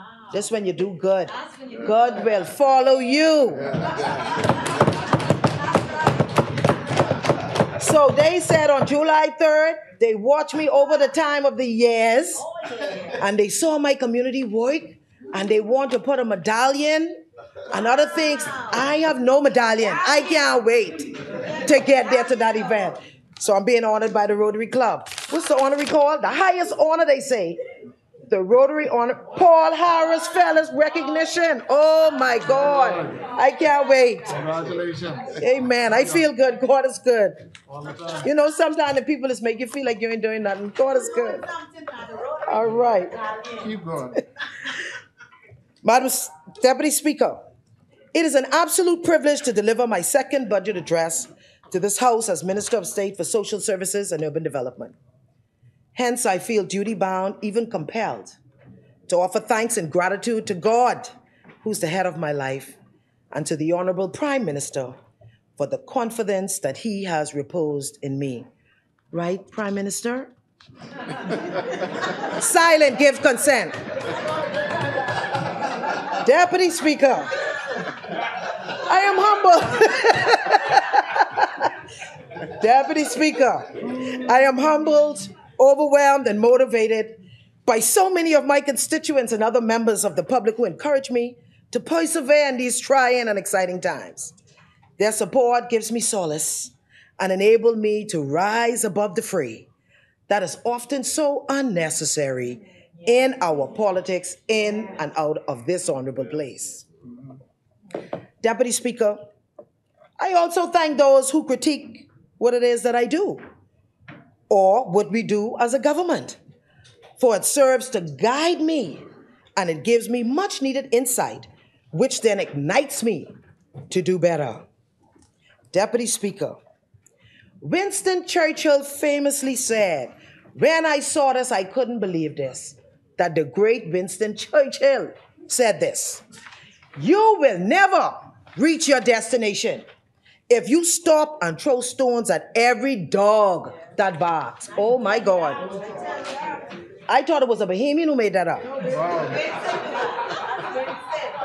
Deputy Speaker, I am always so proud of my experience in the Royal Bahamas Police Force. It is an experience that has aptly prepared me to overcome any difficulties or challenges I may encounter in life.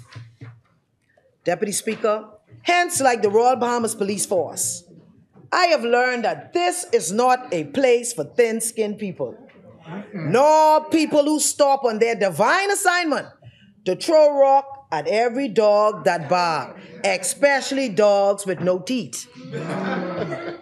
This is a place for men and women of courage, judgment, integrity, and dedication. Deputy Speaker, a budget, as you know, is not an easy task. And I pause to join the chorus of voices, not only from this side, but throughout the country, those whose voices do not attract headlines, but whose opinion we on this side value, in congratulating the Honorable Prime Minister and Minister of Finance on his well-articulated, visionary, and transformative budget to this august body. A budget that will be touching the lives of every single citizen and every single sector in this country in a positive way. Deputy Speaker, I am particularly proud to be a part of this government at this particular time, as I have been over the past of almost 2 years, I would say, into office. Deputy Speaker, when I accepted the privilege to serve as Minister of State for Social Service and Urban Development, the Honorable Prime Minister, he recognized the weight of this position and challenges that would come along the way. But in all cases, I saw this as my continuous calling to serve my country.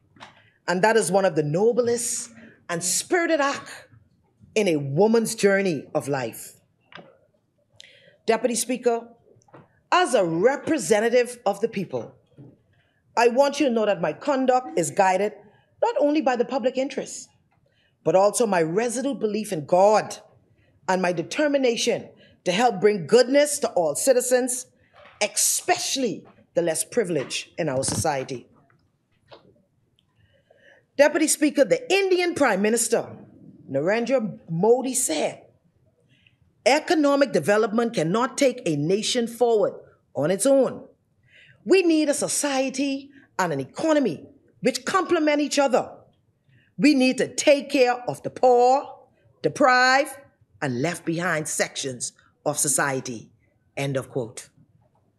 Deputy Speaker, in other words, while we pursue economic development, we cannot be like those on the other side and leave the poor for the next term or for another time. Because there may be no next time. And my colleagues opposite attest to that. Yeah. We've seen it. Yes. There is no other time for them. My Lord. Deputy Speaker, moving to the business at hand, I could not help but smile to myself, because for me, this budget is an evidence-based of this country, ensuring that the average citizen of this country could still find comfort in knowing that there's a government in office who will look after persons in every strata of society. Madam Deputy Speaker, here are just some simple centric initiative my caring government has created to bring hope and help to our people. And the only thing our side opposite can talk about is VAT. No. Breakfast for school children. Yes. Grants and resources for small business owners. Yes. New infrastructure and opportunities for family islanders. Yes. Affordable housing for first-time homeowners. Yes. Ownership in agriculture for Bahamian entrepreneurs. New hospitals and upgraded clinics for quality health care. Grants and resources for small business owners. Training and national service in the Youth Guard. Saturation of patrols in our communities. Support for Bahamian athletes by hosting events and taking them to the international stage. And the only thing they can talk about is VAT. My God. My Lord. Deputy Speaker, when I heard the Honorable Prime Minister presented this budget just a few days ago, I was comforted because I'm quite sure, having observed him very closely over the nearly 2 years in office, that those are qualities that the Prime Minister possesses is an abundant measure, and that it gives me, as a member of government, as a citizen, as a kind of confidence and comfort that really makes me look at my daughter and be comfortable and satisfied that she will indeed have a bright future in this country. Yes. She's supposed to be here today. I don't know where she going. My God. Working on a bright future. Deputy Speaker, this well put together budget is people-centric. Hence, the policies and programs contained therein would impact the lives and livelihoods of the citizenry in meaningful ways. Deputy Speaker, it is this hope that the Davis-led government have built this budget. This hope for a better Bahamas, this hope for an improved Bahamas, this hope that all our people will prosper, all our people will have improvement in their lives. It is this hope that will drive us along the dream that will see every Bahamian accomplishing their ambition right here in this beautiful country we call the Bahamas. Together, we will. Together, we must.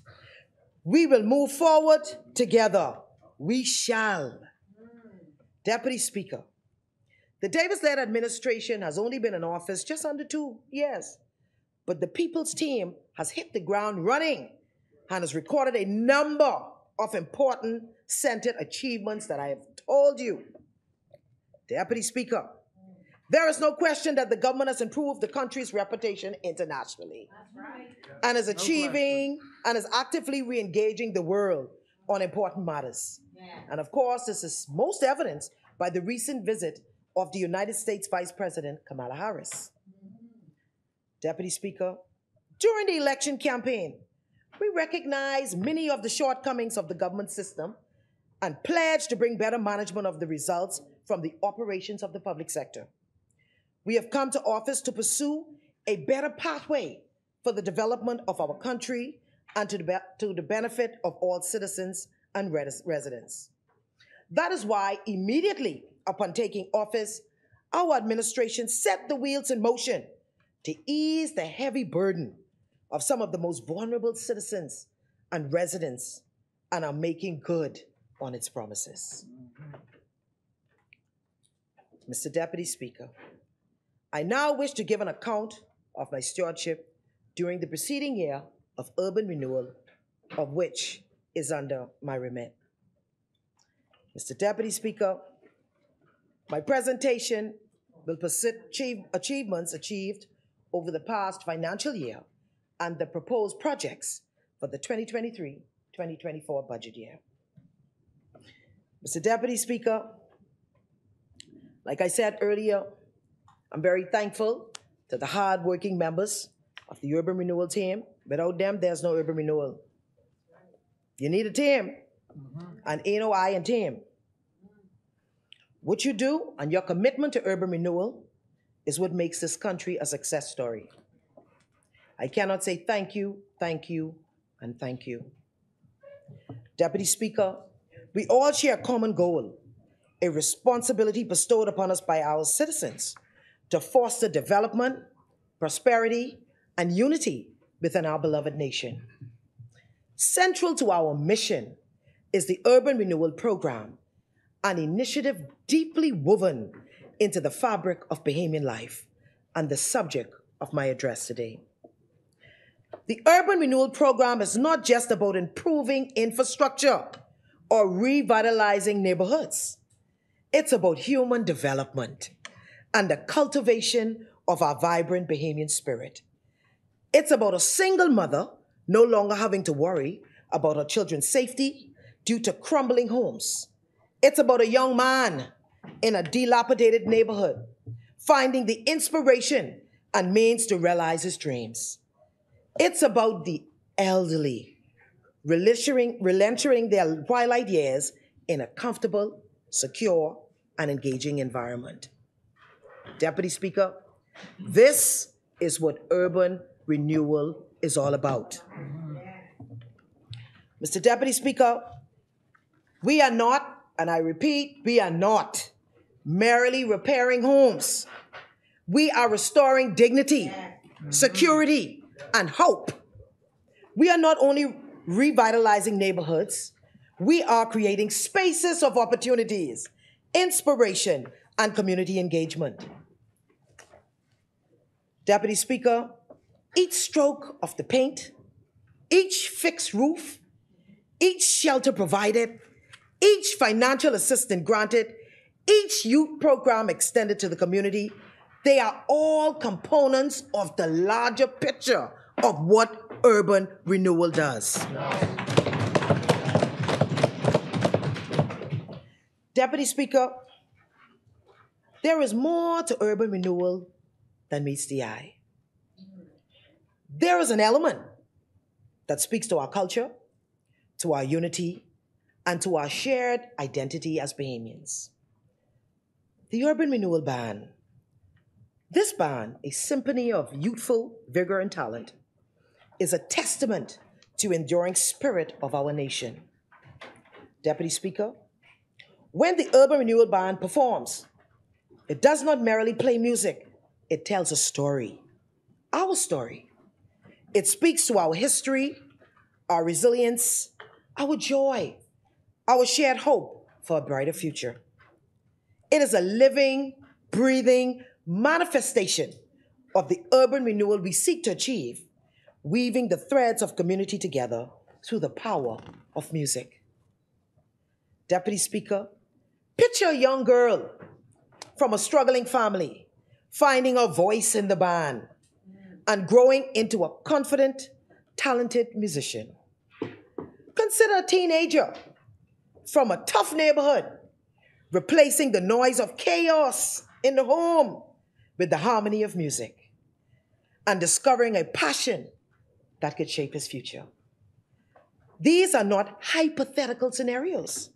These are real stories of transformation brought about by the Urban Renewal Program. Deputy Speaker, not only do we have a marching band, we also have a pop band. And coming on stream in September is our steel pan band. Wow. Fresh steel all the way from Trinidad and Tobago. Yeah. And that's the place of the steel pan. Yeah.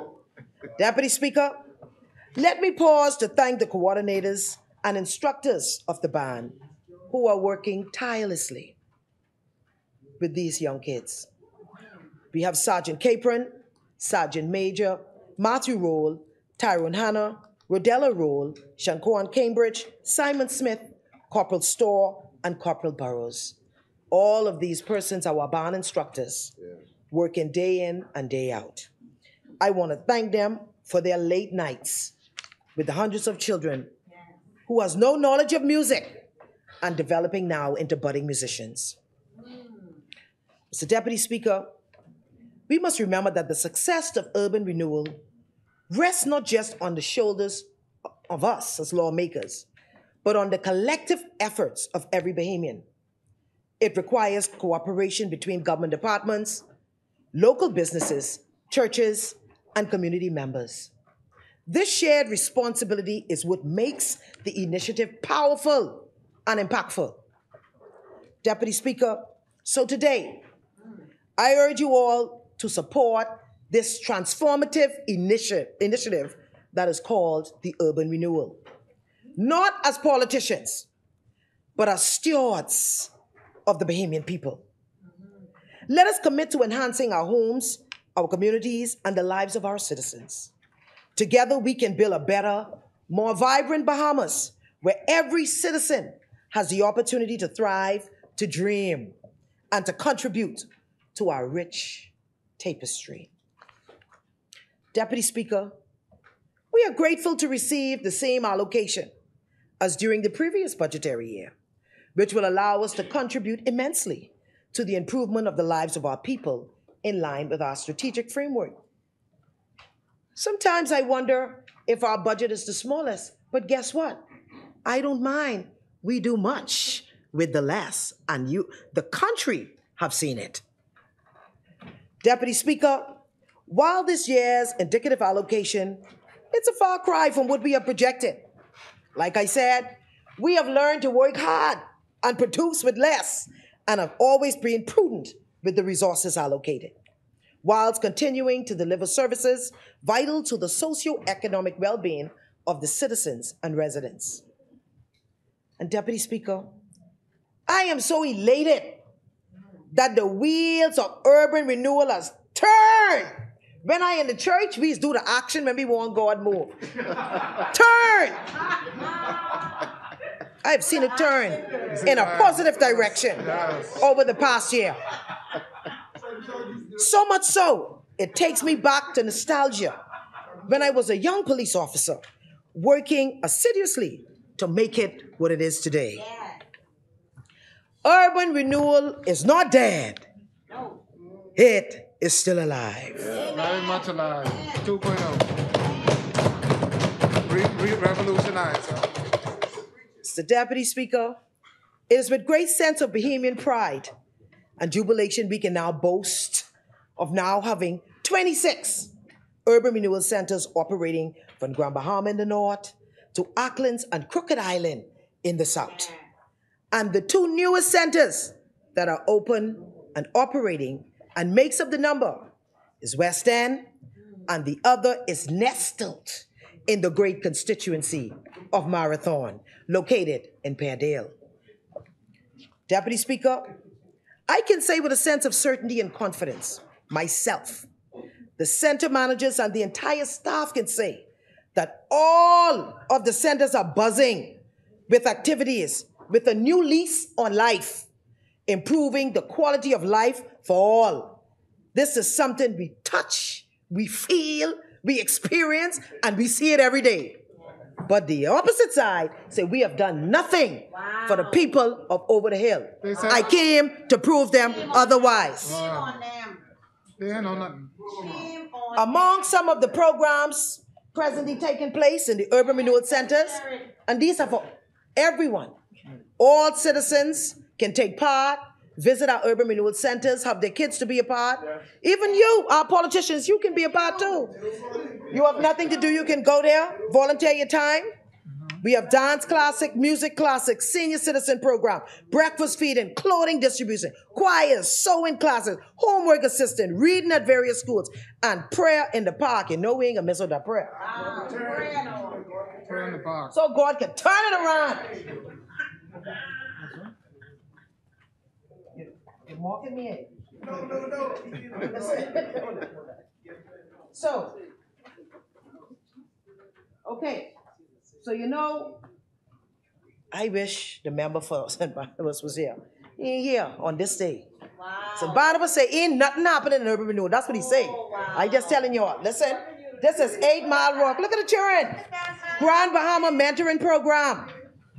But they say, we ain't doing nothing. And we ain't doing nothing for the people over the hill. Shame on them.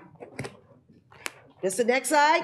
Grand Central Urban Renewal After School Assistance Program. Very good program. They say ain't nothing going on. Central. Stop. What do you mean you call you when you can visit? Central Grand Bahama. We always look for financial partnership. You know you can go there and partner. Don't get distracted.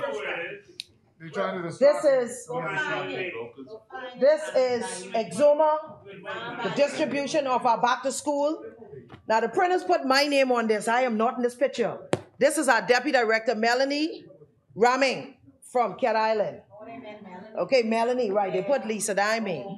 But they say we ain't doing nothing. This is the distribution. Rokers Point Primary, Exuma.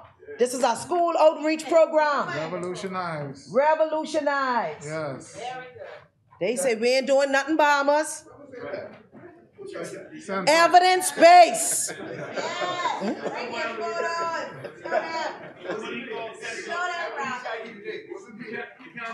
What else do we do? In Albuquerque, our mentoring outreach program in Albuquerque going on in real time. Yes, yes. But we ain't doing nothing. Y'all stop lying to the Bahamian people. She means stop telling untruths. Don't tell. Okay. Look at Long Island. We have a special softball league. They're coming to Nassau. Yes, Long Island. Yes. Stop giving fake news.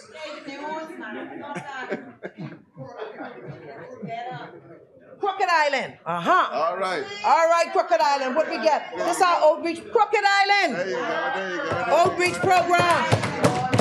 We are touching the family islands. It's not all about New Providence. No. Crooked Island. Yes. 8 Mile Rock. Listen to this. Pinewood Garden Dancers. I can tell you about this dancing thing. The Pinewood Garden Dancers. Listen, this dance, and we have it all the centers, is so powerful. I'm telling you. We even have the international people now inviting them. They want to bring them to get to Switzerland.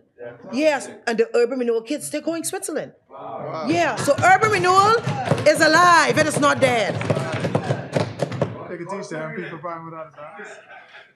Think now. Now I'm serious about this now. I'm serious about this now. Member for Central and Grand Bahama. Think if we do nothing, like how y'all did nothing. Think if we did nothing Just imagine. in urban renewal. Where would these children have been? Look here. Look at that. We had 400 children dancing on Bay Street, but all the international guests. 400 children. Oh my God.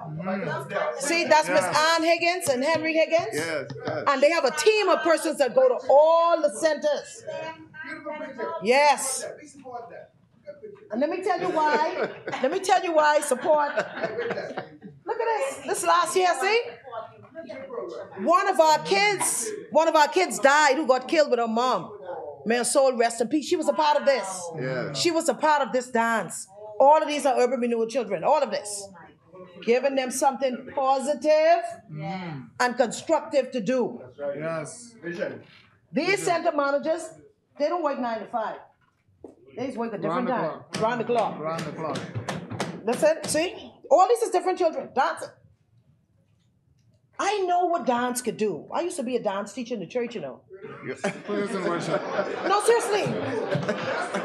I used to, Deputy Speaker, when I told the member for West End and Bimini, he thought I was joking. I forget to bring the picture today. No, seriously, I used to be a dance teacher. And I tell you, Temple of the Word Ministry. Evangelistic Temple, could attest to it, they know but me. Ask Pastor Curry and Pastor Cash.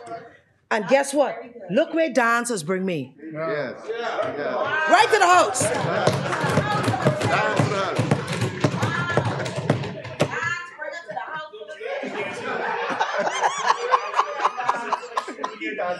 There's Freetown. They're doing the food distribution. This is regular. This goes on regular. But you wouldn't know because you had the centers open, but they were closed. Okay? Look in Fox Hill. You abandoned the children. This every day. The children so happy. Yes, they were abandoned. They were abandoned, man. Yeah, man. Heartless. Look at Fort Charlotte with the senior citizens. These seniors are so happy that they get someone to talk to and ride around with in the bus. Fort Charlotte, look at Centerville. Taking care of the elderly. Urban renewal is not only about fixing the roof. We're happy to fix your roof now. Oh, Lord. Evidence-based. See, that's why I don't answer when Deputy Speaker, when they start rounding the house, I don't answer. You know, I got to bring my evidence voice. And then I speak. Mr. Deputy Speaker, this time we intend to give to all the urban centers a certain budget so that they can run the center and run their programs. They think we do too much micromanagement to them, and they get so much brilliant ideas.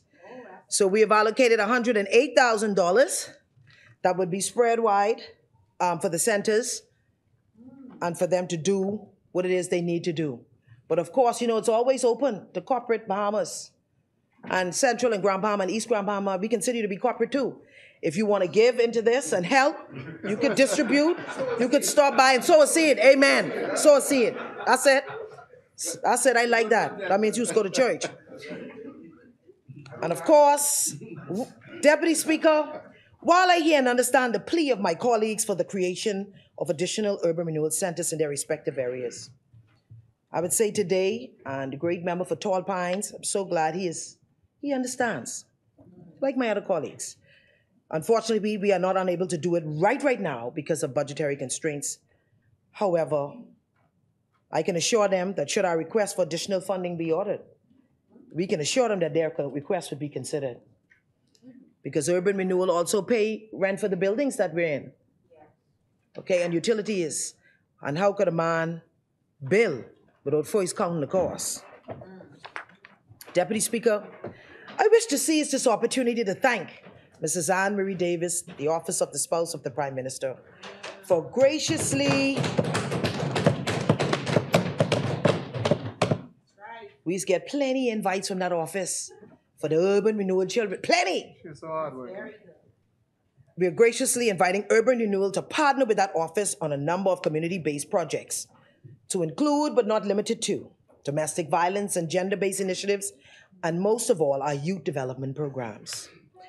Mr. Deputy Speaker, the most recent event will be where Mrs. Davis will be hosting a side event at the upcoming 13th Women's Affairs Ministerial Meeting that will be held in the Bahamas August 21st through 23rd. But of course, the great member for West End and Grand Bahama will speak more on that. Urban Renewal will be bringing over 50 students from the Family Islands, and we will have 50 students from New Providence and they'll be chaperoned by our center managers who live on the island, and they will have their time and their day in New Providence. And so we're happy to partner with that office to make this dream a reality. Not everything that Urban Renewal do, Mr. Deputy Speaker, is highlighted in the daily media. In our own little quiet way, we have been bringing relief to the less fortunate. Over the past year, we have conducted several feeding programs in the community and our schools. We provide temporary shelter for victims of domestic violence and for many who have fallen on hard times. We have provided food and clothing for many families and small grants to various nonprofit organizations. And we thank our good member for West End for approving our request. We're grateful for you. Yes. So while you're saying nothing happening, there's some people in there who smile and say, they ain't know, they helped me. Deputy Speaker, it's with distinct honor of mine to have been named the patron of the 59th World Dance Congress Workshop that was held here in the Bahamas at the Breezes Super Club on March 29th through April 2nd, 2023. The highlight of the event was the participation of 400 children from Urban Renewal again, who was the showstopper of the 50th Anniversary International Dance Parade on Bay Street. Deputy Speaker, the success of the dance training workshop has led to the establishment of dance group at all of our urban centers, New Providence, Grand Bahama, and we're going to move to the Family of Islands. The estimated budget for this program is $80,000. And Mr. Deputy Speaker, the Dance Council Nassau section under the leadership of Dr. Ann Higgins has joined in the fight to stop violence and abuse against children and the fight against disability and mental health. In this vein, the council, in conjunction with a group,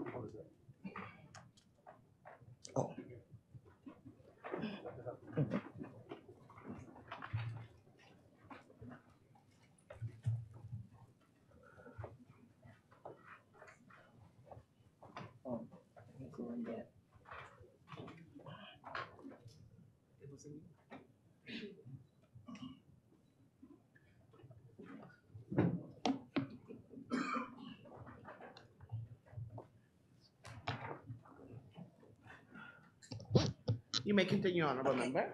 Thank you so much, Madam Speaker. In this vein, the Council, in conjunction with a group from New Jersey, will host a dance workshop for children from the urban renewal communities June 25th to June 30th. And Urban Renewal has partially sponsored this event along with those individuals from New Jersey.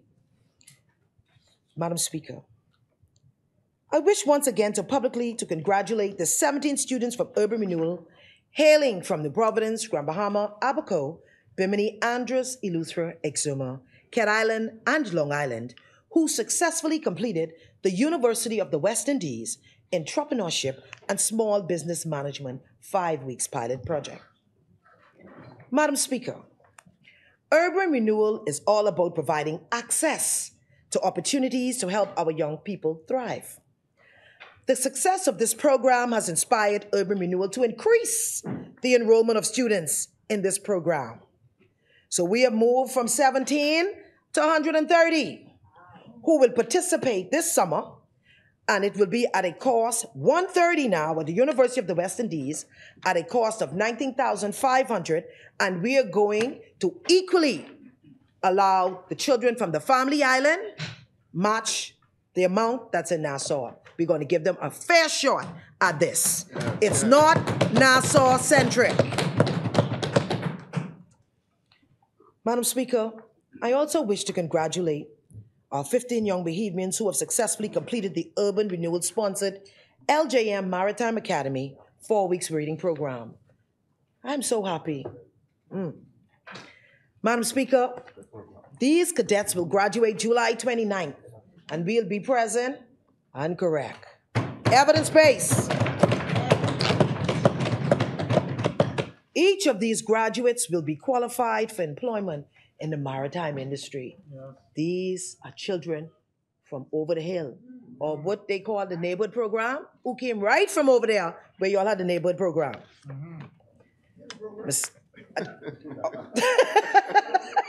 Madam Speaker, it is our intention to enroll another group of young persons in this program from New Providence, Grand Bahama, and the Family of Islands during this budgetary year at a cost of $80,000.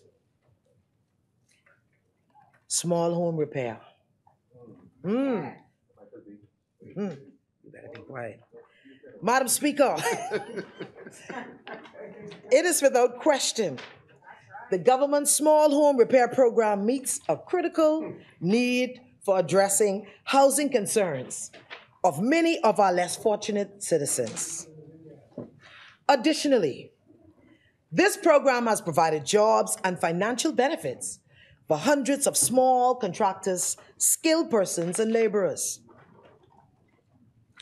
Madam Speaker, since the relaunch of the Small Home Repairs Program last year, to date, we have repaired some 380 homes in total, including New Providence, Grand Bahama, our Family of Islands, Abaco, Bimini, Cat Island, and Exuma.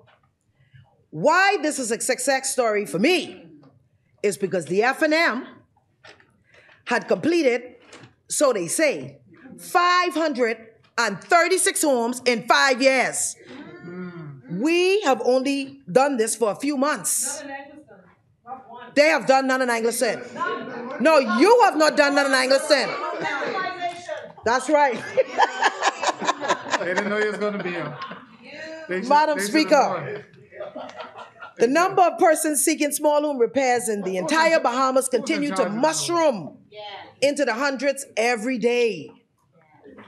And Madam Speaker, we are cognizant of the fact we will never have sufficient funds to meet the needs of all homeowners who make applications for assistance. Madam Speaker, taking into consideration the hurricane season which is upon us and the many persons who are in dire need of home repair, the Honorable Minister Wilchcombe, the great member of West End and Bimini, in early May of this year conceived a brilliant idea to expedite the process. When he was explaining the process to us the first time, I say, this man talking on his head. And the great member convinced me. Go to Exuma, let me show you. We went down to Exuma, me and the chairman. And we saw it work. I said, oh my God, I want to catch a flight to Nassau, but there was no plane coming back. I had to wait. I was excited. And so I can say this new approach is dubbed the Accelerated Small Home Repair Program. No more screaming for mobilization. I ain't got to worry about them type of voice notes no more. No more carrying on that I need my mobilization money. We have now went in talks and negotiated with Kelly's Lumberyard, FYP, and 21st Century, where it's going to be proportionately shared among those persons because we're all about empowering our locals. The materials would be able to be collected there, of course, only on instructions, and of course, contractors would have to produce their ID, and all the information would be at those various locations, being manned by an individual. This program, I'm going to be honest with you, it doesn't sit well with many, but most is excited. And where we get to pay the contractors a fixed fee of $2,000 to complete the homes in 2 weeks. We pay the skillman, carpenter, and the laborer. And the agreement is, if you finish before the 2 weeks, you still get that fixed amount. Yeah. And so the quicker you do that, the more you get. Yeah. We have seen it work. I mean, I've seen the program accelerated. We can actually have 3 and 4 homes going one time in one area. And so we are asking our good contractors to be patient with us. We know that the 15,000 and the 16,000 and all of that sounds good. But we're asking you to keep the Bahamian people in mind. Yeah. Keep the elderly woman who lives in Nassau Village, who's 91. Her roof is leaking. Miss Roll, she called us crying. Keep on mind. Yeah. You should be happy to take a deal like that and help Miss Roll. What about the disabled person who can't even move? And the tape fly off the house. Mm-hmm. And I calling Josie, telling Mr. Josie, go on that woman's roof. Josie said, but it raining. Wow. And so these are the things that we're faced with. But we're also grateful for the contractors who came on board and said, we will accept that money. Yeah. We will do the job at that cost. Madam Speaker, for too long, residents in our family islands have been left to fend for themselves. Yes. So we have made the family islands a direct focus of our accelerated small home repairs program. The following persons, they say we have done nothing, but the following persons are all among the many recipients on the family of islands. And this is only a dot of who I'm calling, a dot. Sarah Davis in Moores Island. Maria Adley in West End. Wow. Brenda Jolly in Seagrape. Francetta Archer in Jonestown, 8 Mile Rock. Kizzy Robinson in Pinedale, 8 Mile Rock. Leander Brown in Lewis Yard. Catherine Williams in Marco City. Wilka Hamilton in Marco City. Wow. Selva Line Cooper and Denise McPhee in East Grand Bahama. Wow. Stafford Store in Arthurstown, Cat Island. Elsie Mae Johnson in Old Bike, Cat Island.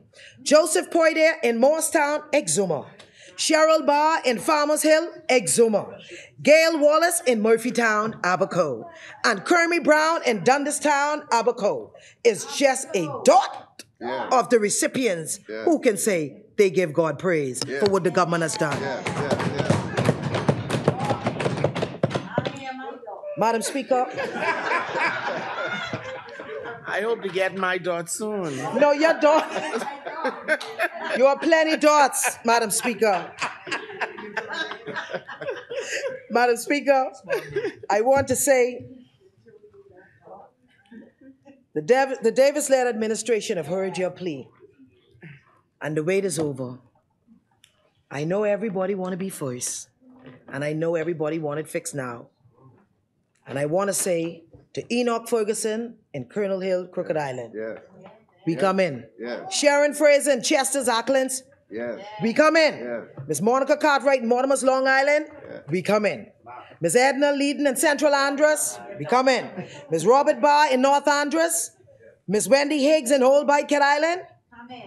We come in. Yes. We are putting on our construction gear and we come in. Madam Speaker, we can criticize and complain about the long wait. But I can tell you that most of these homes were leaking before we came in power. Yes. That's the part what making me mad. Because the F&M did nothing. Yes. Not only are we being slapped in the face because of their failure, but the urban renewal small home repair team is being dragged and tossed, trying to complete the work that they should have done, and I am being rolled over by a bus.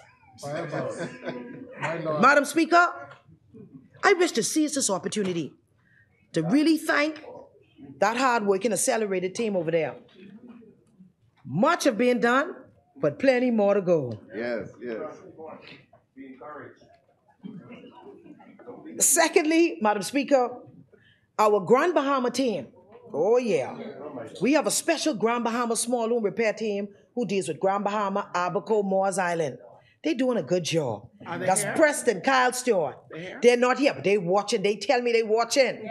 And they tell me if I don't call their name, that's another dragon I can get. Marilyn McLeod, Bishop Darren Sturrup, Garish Williams, Shima Delver, and Radam McKenzie. I'm seriously, they working hard. Now, you can't complain if they travel to the family island because we got to travel to get there. Yes. Madam Speaker, we look for our estimated budget for this coming year for the home repairs with this accelerated program, and we're going to make it work. $2,100,000. We're able to affect small home repairs, as we have estimated, 100 homes in New Providence, 100 homes in Grand Bahama, an additional 200 homes throughout the family of islands. Bimini, Exuma, Cat Island, Andros, Long Island, Exuma, Eleuthera, Acklands, Crooked Island. As long as we stick to our accelerated small home repair programs, until the end of the hurricane, this is going to work. And I must say, I'm very thankful to Kelly's, who we've engaged first. All we have seen is discount. So what we were spending, we've saved a lot. And so I thank God for them. So yes, thank to Kelly's. Kelly's heart was touched. Madam Speaker, the overarching goal of the Accelerated Small Home Repair Program is truly to assist the elderly, the single-parent families, and the low-income homeowners who are in dire need of home repairs.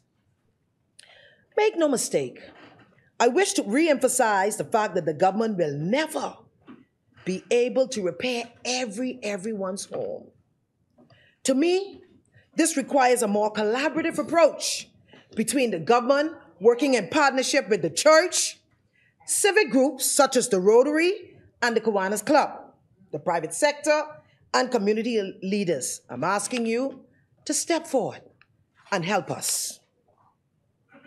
Madam Speaker, it is with this in mind that I invite these organizations to identify at least one person in their respective communities who apply to the Urban Renewal Department and allow us to give them the material and they do the work voluntarily for the people in the community.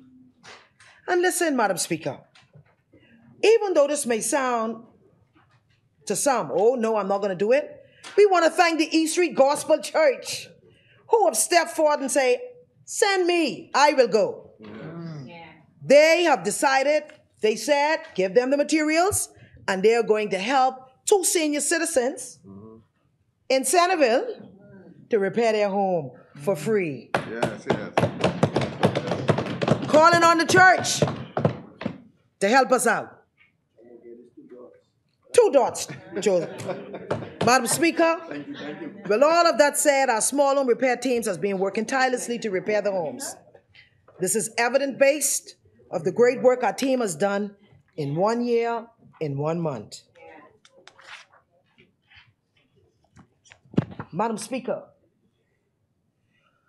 while I am so happy we are putting smiles on many homeowners' faces by repairing their homes, it came in my spirit to do something just a little more impactful, not just repairing homes. We sat down and we collaborate, and we wanted to do something that was long-lasting in the life of a family. Madam Speaker, after ruminating on potential ideas and my life experiences, I decided to focus on building a home for at least one deserving single-parent mother with kids. Madam Speaker, this is not a new approach. When I worked in urban renewal in the capacity as a police officer, we have witnessed 4 homes being built by urban renewal, working in partnership with corporate Bahamas. So this ain't no new thing. It just was stopped, it was buried, and like I say, urban renewal is now alive. Madam Speaker, 1 home was built for an elderly lady through Lily of the Valley Corner. I can tell you that. This was under the Christie administration, you remember? I am not lying, evidence-based. The 2nd home was built for a family in Finlayson Street, Payne and Grantstown. The 3rd home was built for a family in Labour Street, Baintown. Again. So that's 2 dots for you, Payne and Grantstown. 2 dots. And the 4th was built for an elderly man through Thompson Lane, Centerville. That's 3 dots for the member for Centerville. 1, 2, 3. The estimated budget for this home, Madam Speaker. I got to laugh with my daughter. Put it right there. Madam Speaker, that's my daughter who's supposed to come long time. My Lord. Welcome to the house. She was The estimate budget for this home is pegged at $80,000, and my team and I will take preparatory steps. We have done it before. To identify a recipient and a property.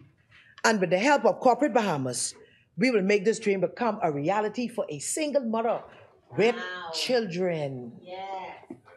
This is the 3D that they did for it, right? This is the 3D.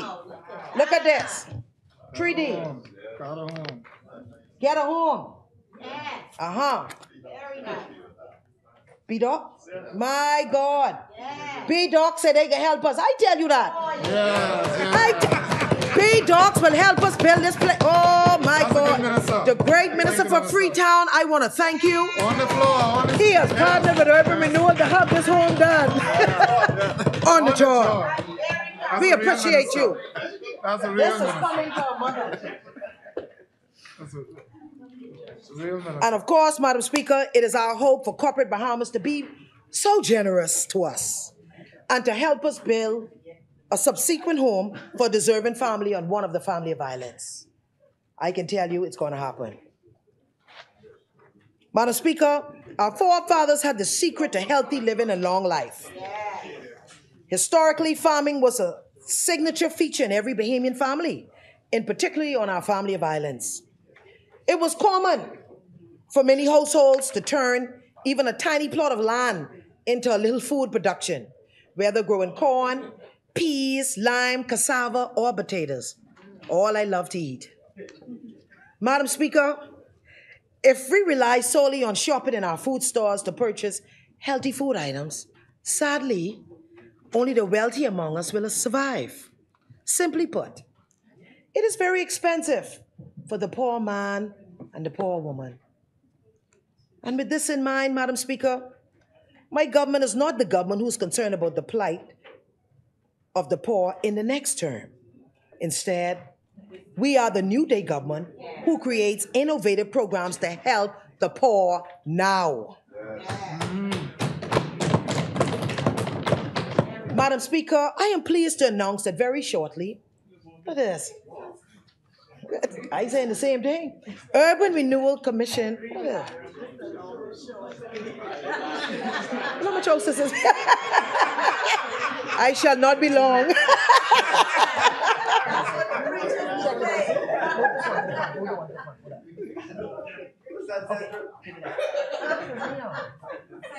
Oh, yes.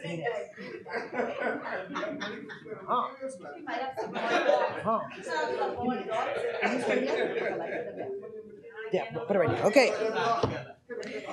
I'm pleased to announce that very shortly, Urban Renewal Commission and the Church Commercial Farming Group, TCCFG, under the leadership of the Reverend Dr. Patrick Paul, will sign a memorandum of understanding which provides the guiding relationship principles for the parties in the intention to achieve increased food security in communities throughout the Bahamas.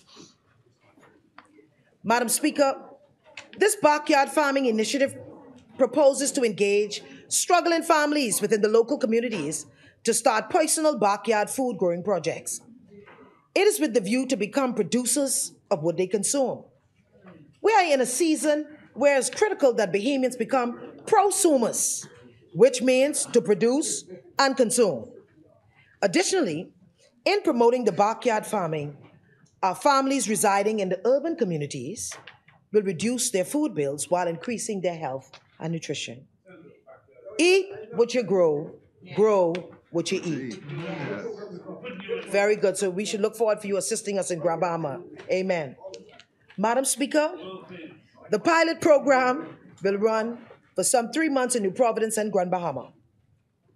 TCCFG will work in conjunction with the Urban Renewal Commission to distribute, to distribute 100 backyard kits in communities where our urban renewal centers are located. Additionally, TCCFG will donate 2 greenhouses to the Urban Renewal Commission. Madam Speaker, President Joe Biden once said, and I quote, "By supporting people who are committed to rectifying their mistakes, redefining themselves, and making meaningful contributions to society, we help reduce recidivism and build communities." End of quote. Madam Speaker, annually, a goodly number of young men are released from the Bahamas Department of Correctional Service and re-enter our communities. And Madam Speaker, many wish to become law-abiding citizens and have the best intention of living a conventional life, yet have few job skills. Just leave it right there. Yeah, I just want to show them something. Evidence-based. We ain't gonna keep it there long. Yeah, put it right there. Ain't gonna be that long. No, I ain't no crab.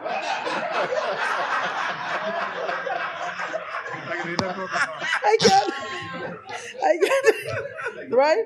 So, yet have a few job skills, they lack formal education, and experience discrimination in housing and job markets because of their criminal records. As a result, organic soil, we'll explain all of that. As a result, they become our local statistics. Our men who leave prisons sometimes become homeless, they're unemployed, they lack formal education, impoverished, and they are unable to make it in the conventional world. And unfortunately, several of them are rearrested for a new crime with a very short span of time, which drains our country's resources.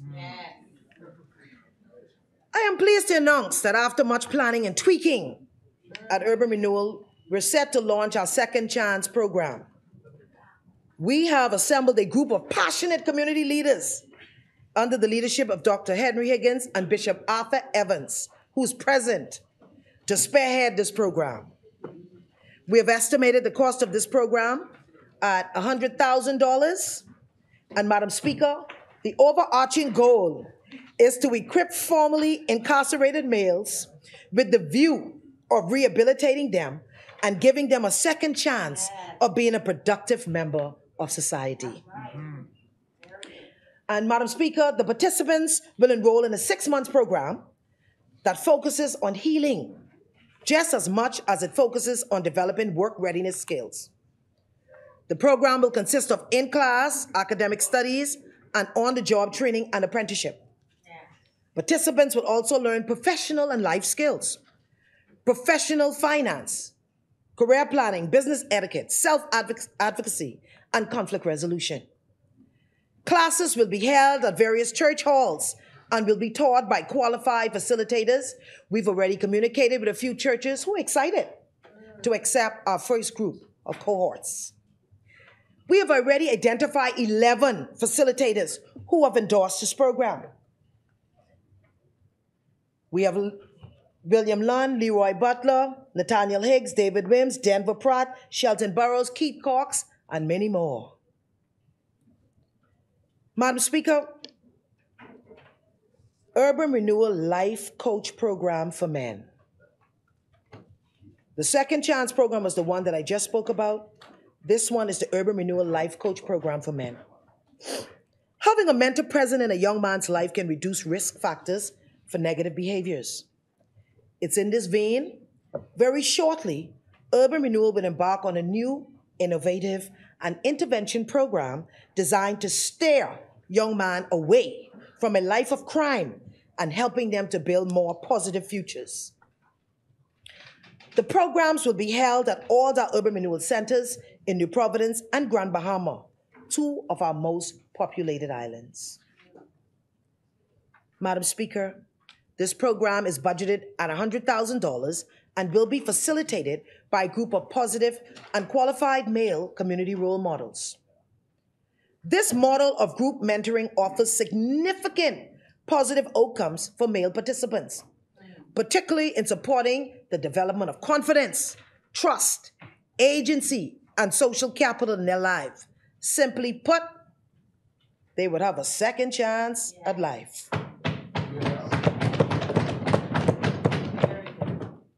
Our applications were given out and so many people signed up. I was like, wow.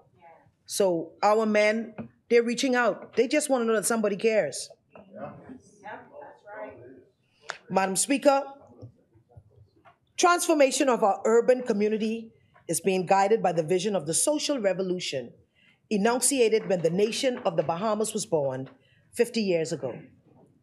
Some of the most stabilizing, nationally nurturing institutions were birthed through the visionary lens of the founding father of our nation, the late Sir Lyndon Pinland.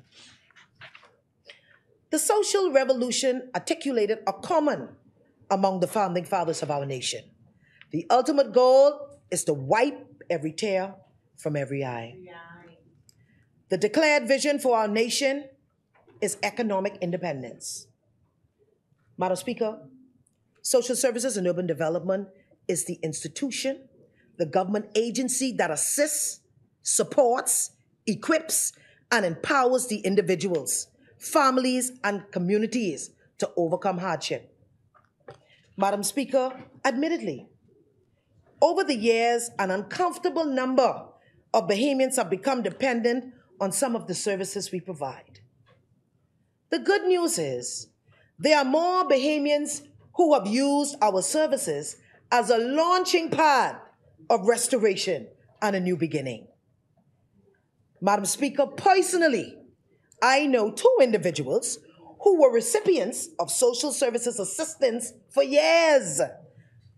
And today, they are business owners. So, Madam Speaker, social services and urban development is a ministry that is in touch with the people of the Bahamas. Our goal is to be more intentional about our role as the heartbeat of the national growth and development in our country, which means to support, identify, create opportunities that strengthen the socioeconomic fiber of our nation. Madam Speaker, if truth be told, The purpose and the role of our ministry has been blurred to the extent that, as Minister Wilcombe describes it, we are being placed in the junk mail in many minds. This erroneous perception is about to be changed.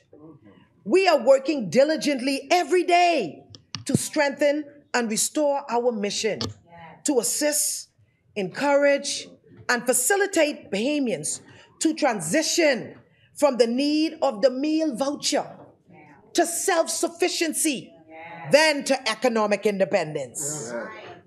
Madam Speaker, it is my view we must do all that we can to strengthen and cultivate the culture of earning among our youth. Equally as important, the need for a culture of ownership. We need an ownership mindset. Bahamians must know there are more ownership opportunities for them right here in the Bahamas. Madam Speaker, one of our key strategies is to strengthen our future by giving more hope and opportunities to our youth. We are presently in discussions with a business person, Mr. Ralph Burrows. You can walk right there. There he is. Yes, you can stay right there, Mr. Burrows. Take off your cap. Yes, that's Mr. Ralph Burrows. He's working very hard in the field. Right? With the possibility of developing 2 pilot youth-oriented entrepreneurial programs with him. The first is the Urban Kids Coal Manufacturing Project. We have spoken to the Minister of the Environment, and he assures that they are going to ensure that all the rules and regulations are followed by the location of where this is supposed to take place. The Urban Kids Coal Manufacturing Project taps into an aspect of natural resources. Worldwide, the coal industry is a $7.72 billion project. This industry in the Bahamas has the potential of becoming a multi-million-dollar industry. And most of the monies in the Bahamas today is being generated by the foreigners. Madam Speaker, the second project labeled the Urban Renewal Kids Organic Soil. Where's the, I can't lift that, it's right there. Yeah, that's the coal.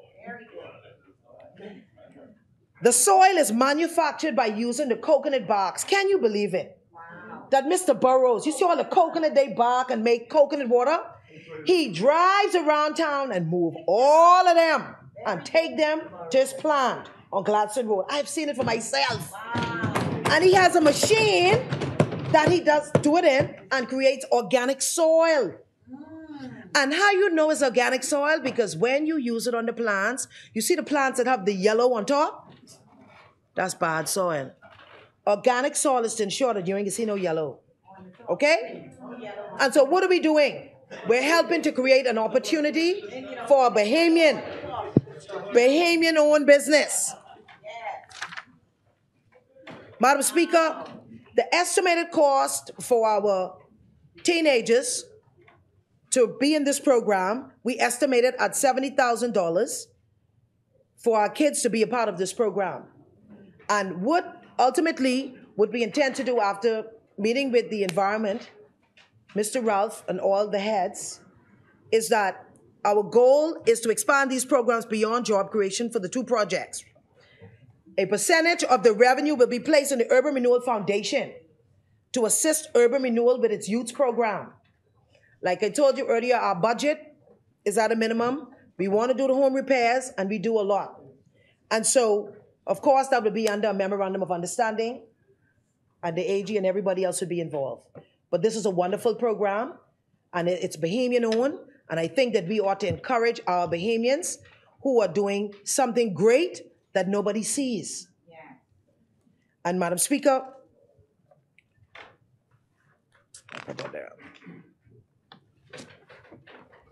Maslow Law highlights the need to address the basic needs of food and shelter for individuals and families before we can inspire and equip them with the right mindset and tools to become self-actualized. It is at the phase of self-actualization that we can become economically independent. Madam Speaker, last year, November, Urban Renewal hosted a seminar at the National Training Agency for our staff. Almost 200 staff members attended. We sought to influence a paradigm shift on our thinking to secure increased ownership and to build the morale of the staff. And Madam Speaker, we believe to invest in our own staff. And we know that it's most important. If we want them to produce good results, we have to ensure that they themselves are taken care of. And Madam Speaker, during the seminar, we had motivational speakers and financial experts who all spoke to our employees and encouraged them that no matter what their income capacity may be, they must find means to save and invest in their future. If only just in a home. And for those who can afford it, we strongly recommend our employees to invest in income-producing properties. Madam Speaker, and I spoke with the good member for Elizabeth. Yes. You know, she's the expert. I call her the expert. I don't know what you call her, but that's what I call her. For the homes. Oh, yeah. So we spoke to her. Clarity. We spoke to her. Yes. And we know that she is going to help us a little bit to curve this. Yeah. And even though this here doesn't come out of our government's budget, this is something special that our great member from West End and Grand Bahama and Marathon, we put our heads together. And we looked at the staff members, social service and urban development. And we see that people complain all the time about their service. So what we want to do, we invest in them. We want to invest in them and give them an opportunity to feel good about themselves and feel good about the services they produce. We know that their salaries are not what they all wanted. All of our salaries ain't what we want. But however, Madam Speaker, if we would call it a miracle, our God touching the heart of a good Bahamian citizen who generously offered to help the staff of social service and urban development by giving them an opportunity for ownership. Madam Speaker, this citizen / developer has offered 2 packages. One is a 2-bedroom home at $110,000, and the second one is a home with an efficiency of $130,000. And the third one is a triplex of $150,000. This was a stretch. The chair recognizes the honorable member for West Grand Bahama. Complete her contribution, so I ask that we extend our time beyond 1 o'clock this afternoon. Thank you, honorable members. It's been moved and seconded that the business of this House proceeds beyond the 1 p.m. hour. As many are in favor will remain seated. Those opposed will stand. The motion is carried. The business of this House will proceed beyond the 1 p.m. hour. Honorable member for Marathon, you may proceed. Thank you, Madam Speaker. And Madam Speaker, this is in no way, no cost to the government, no liability for the government, no competition with the Ministry of Housing. Let me make that clear. We know that the entire Bahamas, a lot of persons are applying for homes. We know that housing is overwhelmed. And so what we did is that just this area, small portion, we're trying to help just the staff. We're going to we'll have a meeting where they will meet with the developer and try to get them to qualify for themselves to have a home. If you speak to most of them don't have homes because of the salary. We want to help them. That's what it's about. That's what it's about. Until the wealth become common. Right, member of Central Grand Bahama. Madam Speaker. Let me see it. Let me see it.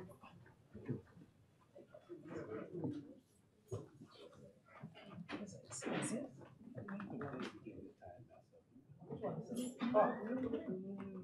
This is the look of the duplex. Nice. This is the duplex. Oh, wonderful. Yes. We want our employees to qualify, and they will. Okay? All right, hold on. Try blacks. Listen. Come on.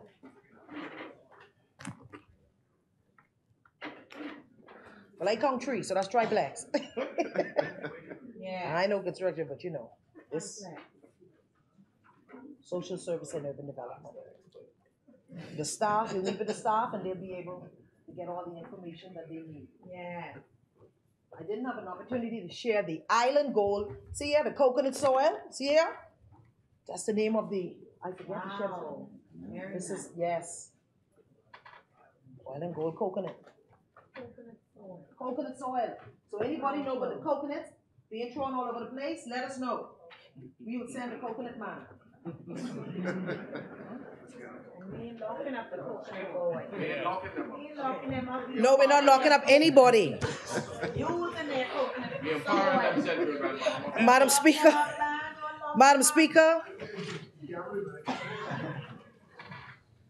Urban renewal decide that it's gonna take a bite out of crime. Take a bite.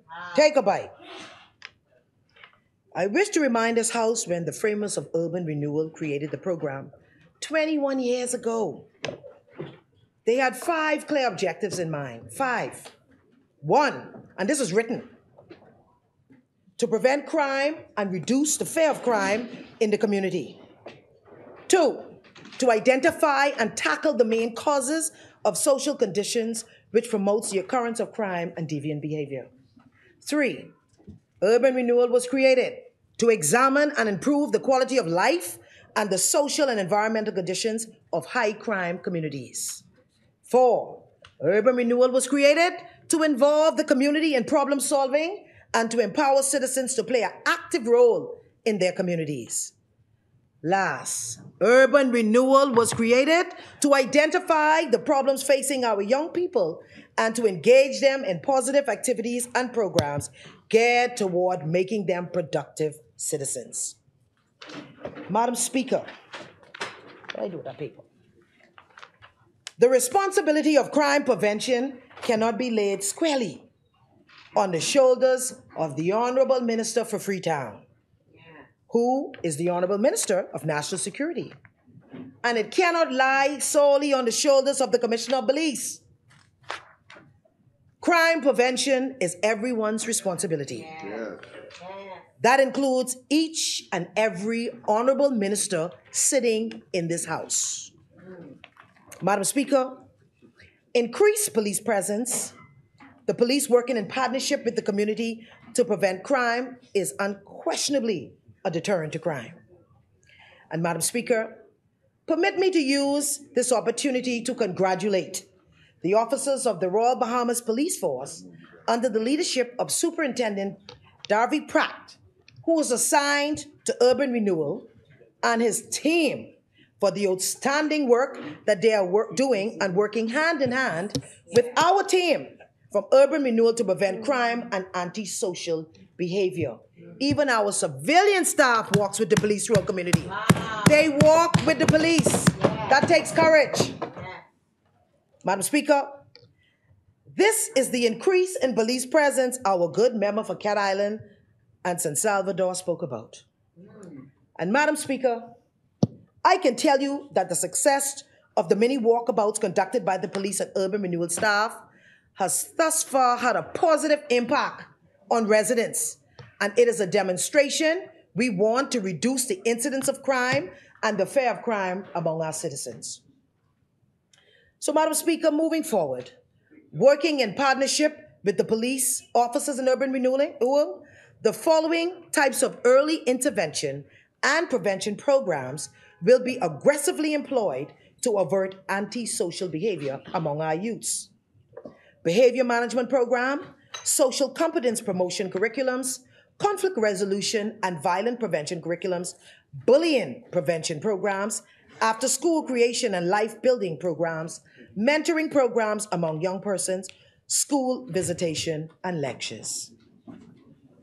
Madam Speaker, now I turn your attention to what I call a groundbreaking crime prevention initiative conceived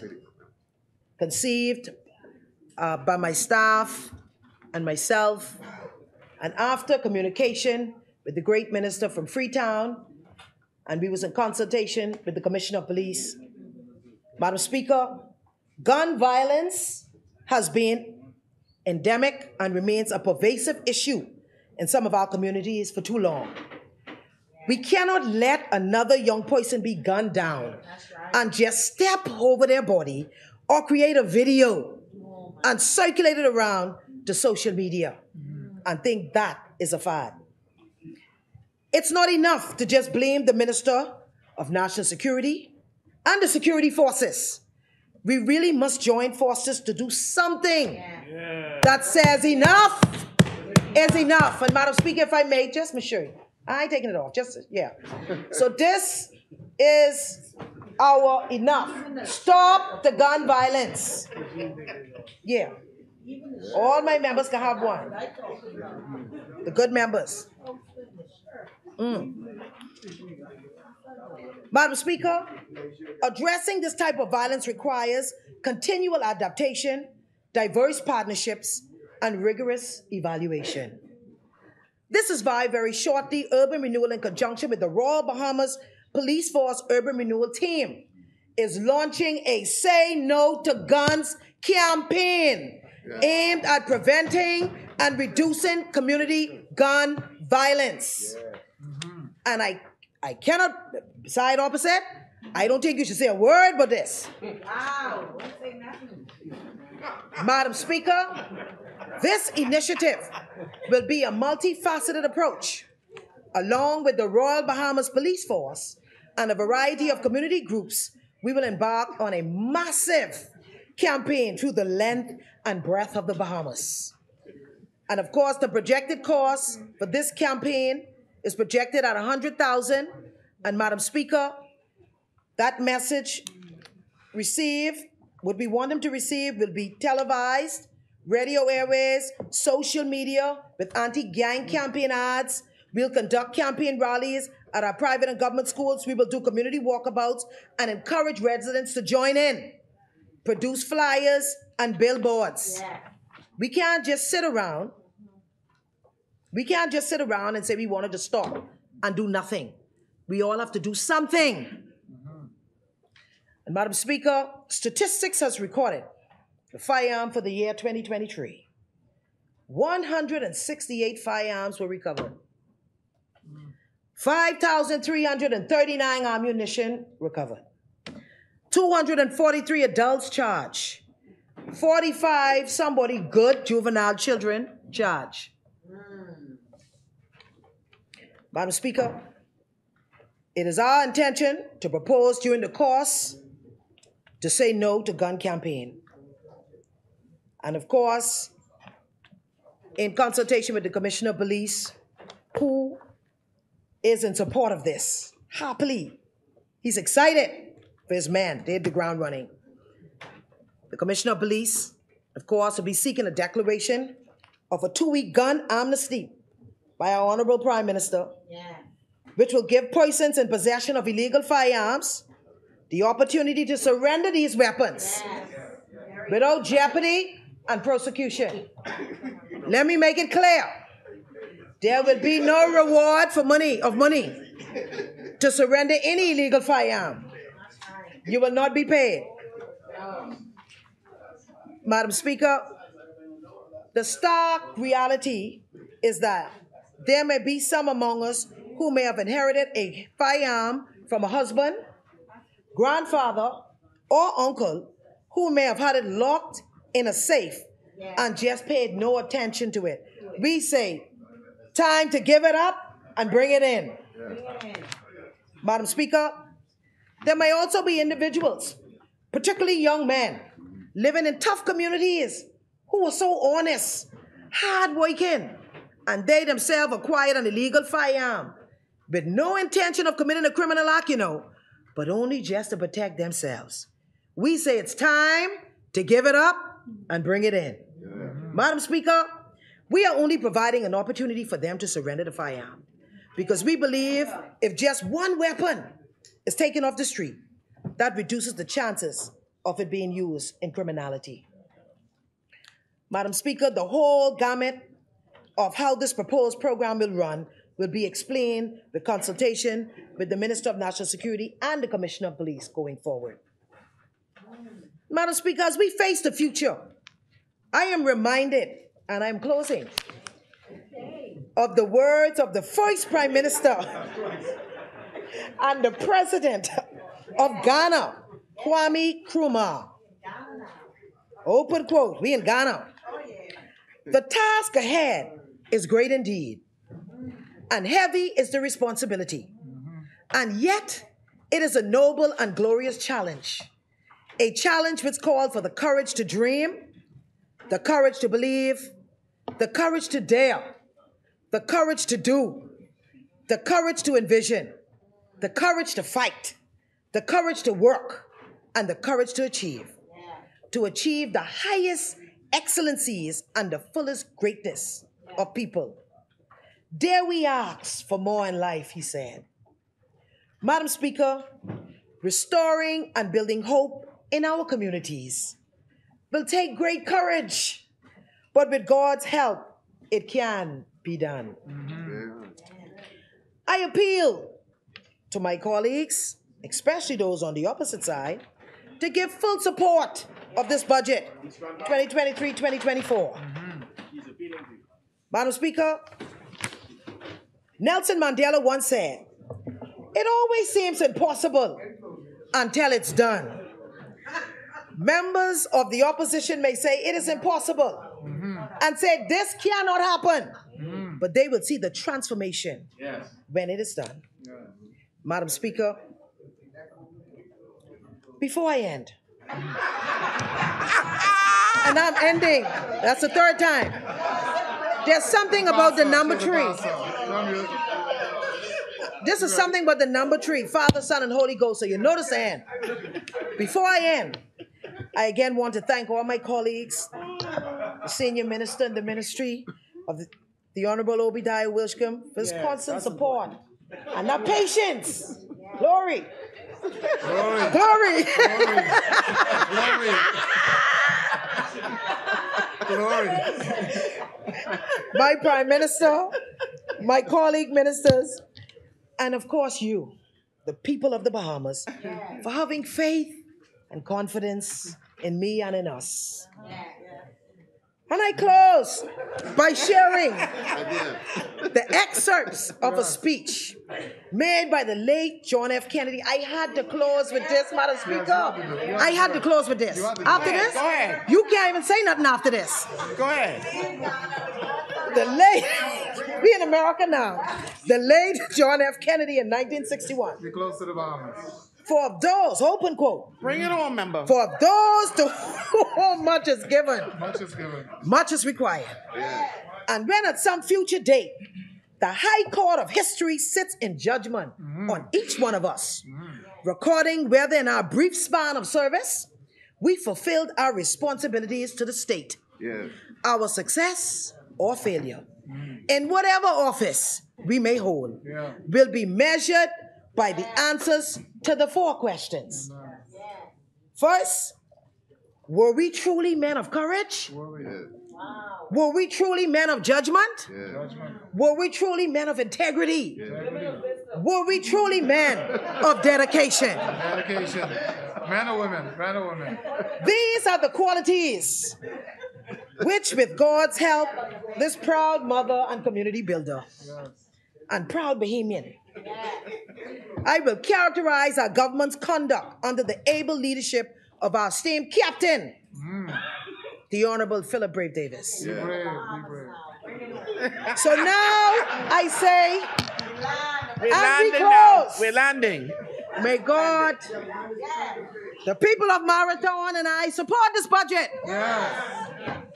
Madam Speaker, may God bless the Commonwealth of the Bahamas. And we close. Close 3 times. Amen. Close 3 times. Just so you make it to know.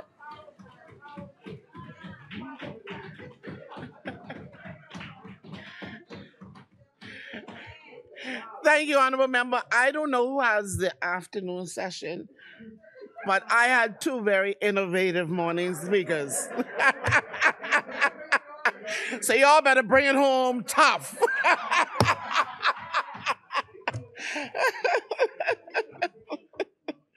But before we leave, honorable members, I'd like to call your attention to the gallery. Last Thursday, while the honorable member, and I hate to miss her when she's on the floor, for Engliston was speaking, I was representing, and as a guest of most distinguished guest in the gallery today. And I want to recognize a young lady who I invited here as my guest today in this gallery, Mrs. Kalia Kelma, and I want you to stand for me. Honorable member for Engliston, I have never been so proud. After the pandemic and what I've seen happen in the government school system, I can tell you as a first time in the Ministry of Education than I am now of you. When I went to Central Eleuthera High, where this young lady graduated, let me share some of her academic accolades with you. And this is government school. She graduated valedictorian. She was a head girl. Outstanding student in physics. Outstanding student in chemistry. Outstanding student in agriculture. Outstanding student in science. Outstanding student in religious studies. Outstanding student in history. Outstanding student in family life. Outstanding student in keyboarding. Outstanding student in English language. It doesn't end there. She's band captain, most athletic female, most outstanding maritime cadet, most outstanding junior achievement president, Central and South Eleuthera's Youth in Parliament 2022.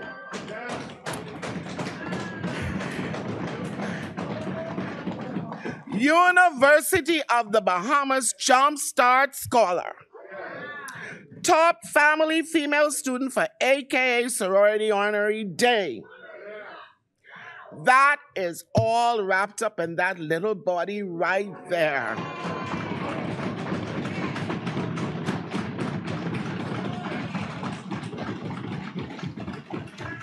And government school. Member for Engliston, take a bow. Kalia is on her way for the fall to Nova Southeastern University, where she's going to be pursuing finance. I can tell you the future of our country is great. Here with her is her mother, Philippa Kelly. Miss Kelly, stand up proud, mama.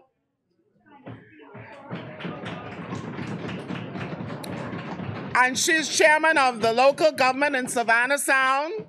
She's deputy chief counselor in the Central Eleuthera, and her mother is also the general manager of North Windermere Development. So you see, Kalia comes from good stock.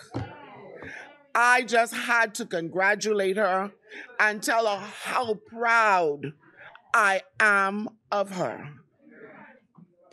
And I just want to tell you, as you move on, we are in the House of Assembly, we stand behind you. And we want to know that what you do in the future is going to be for the benefit of the Commonwealth of the Bahamas. Thank you so much. The chair recognizes the honorable member for West Grand Bahama and Bimini. Madam Speaker,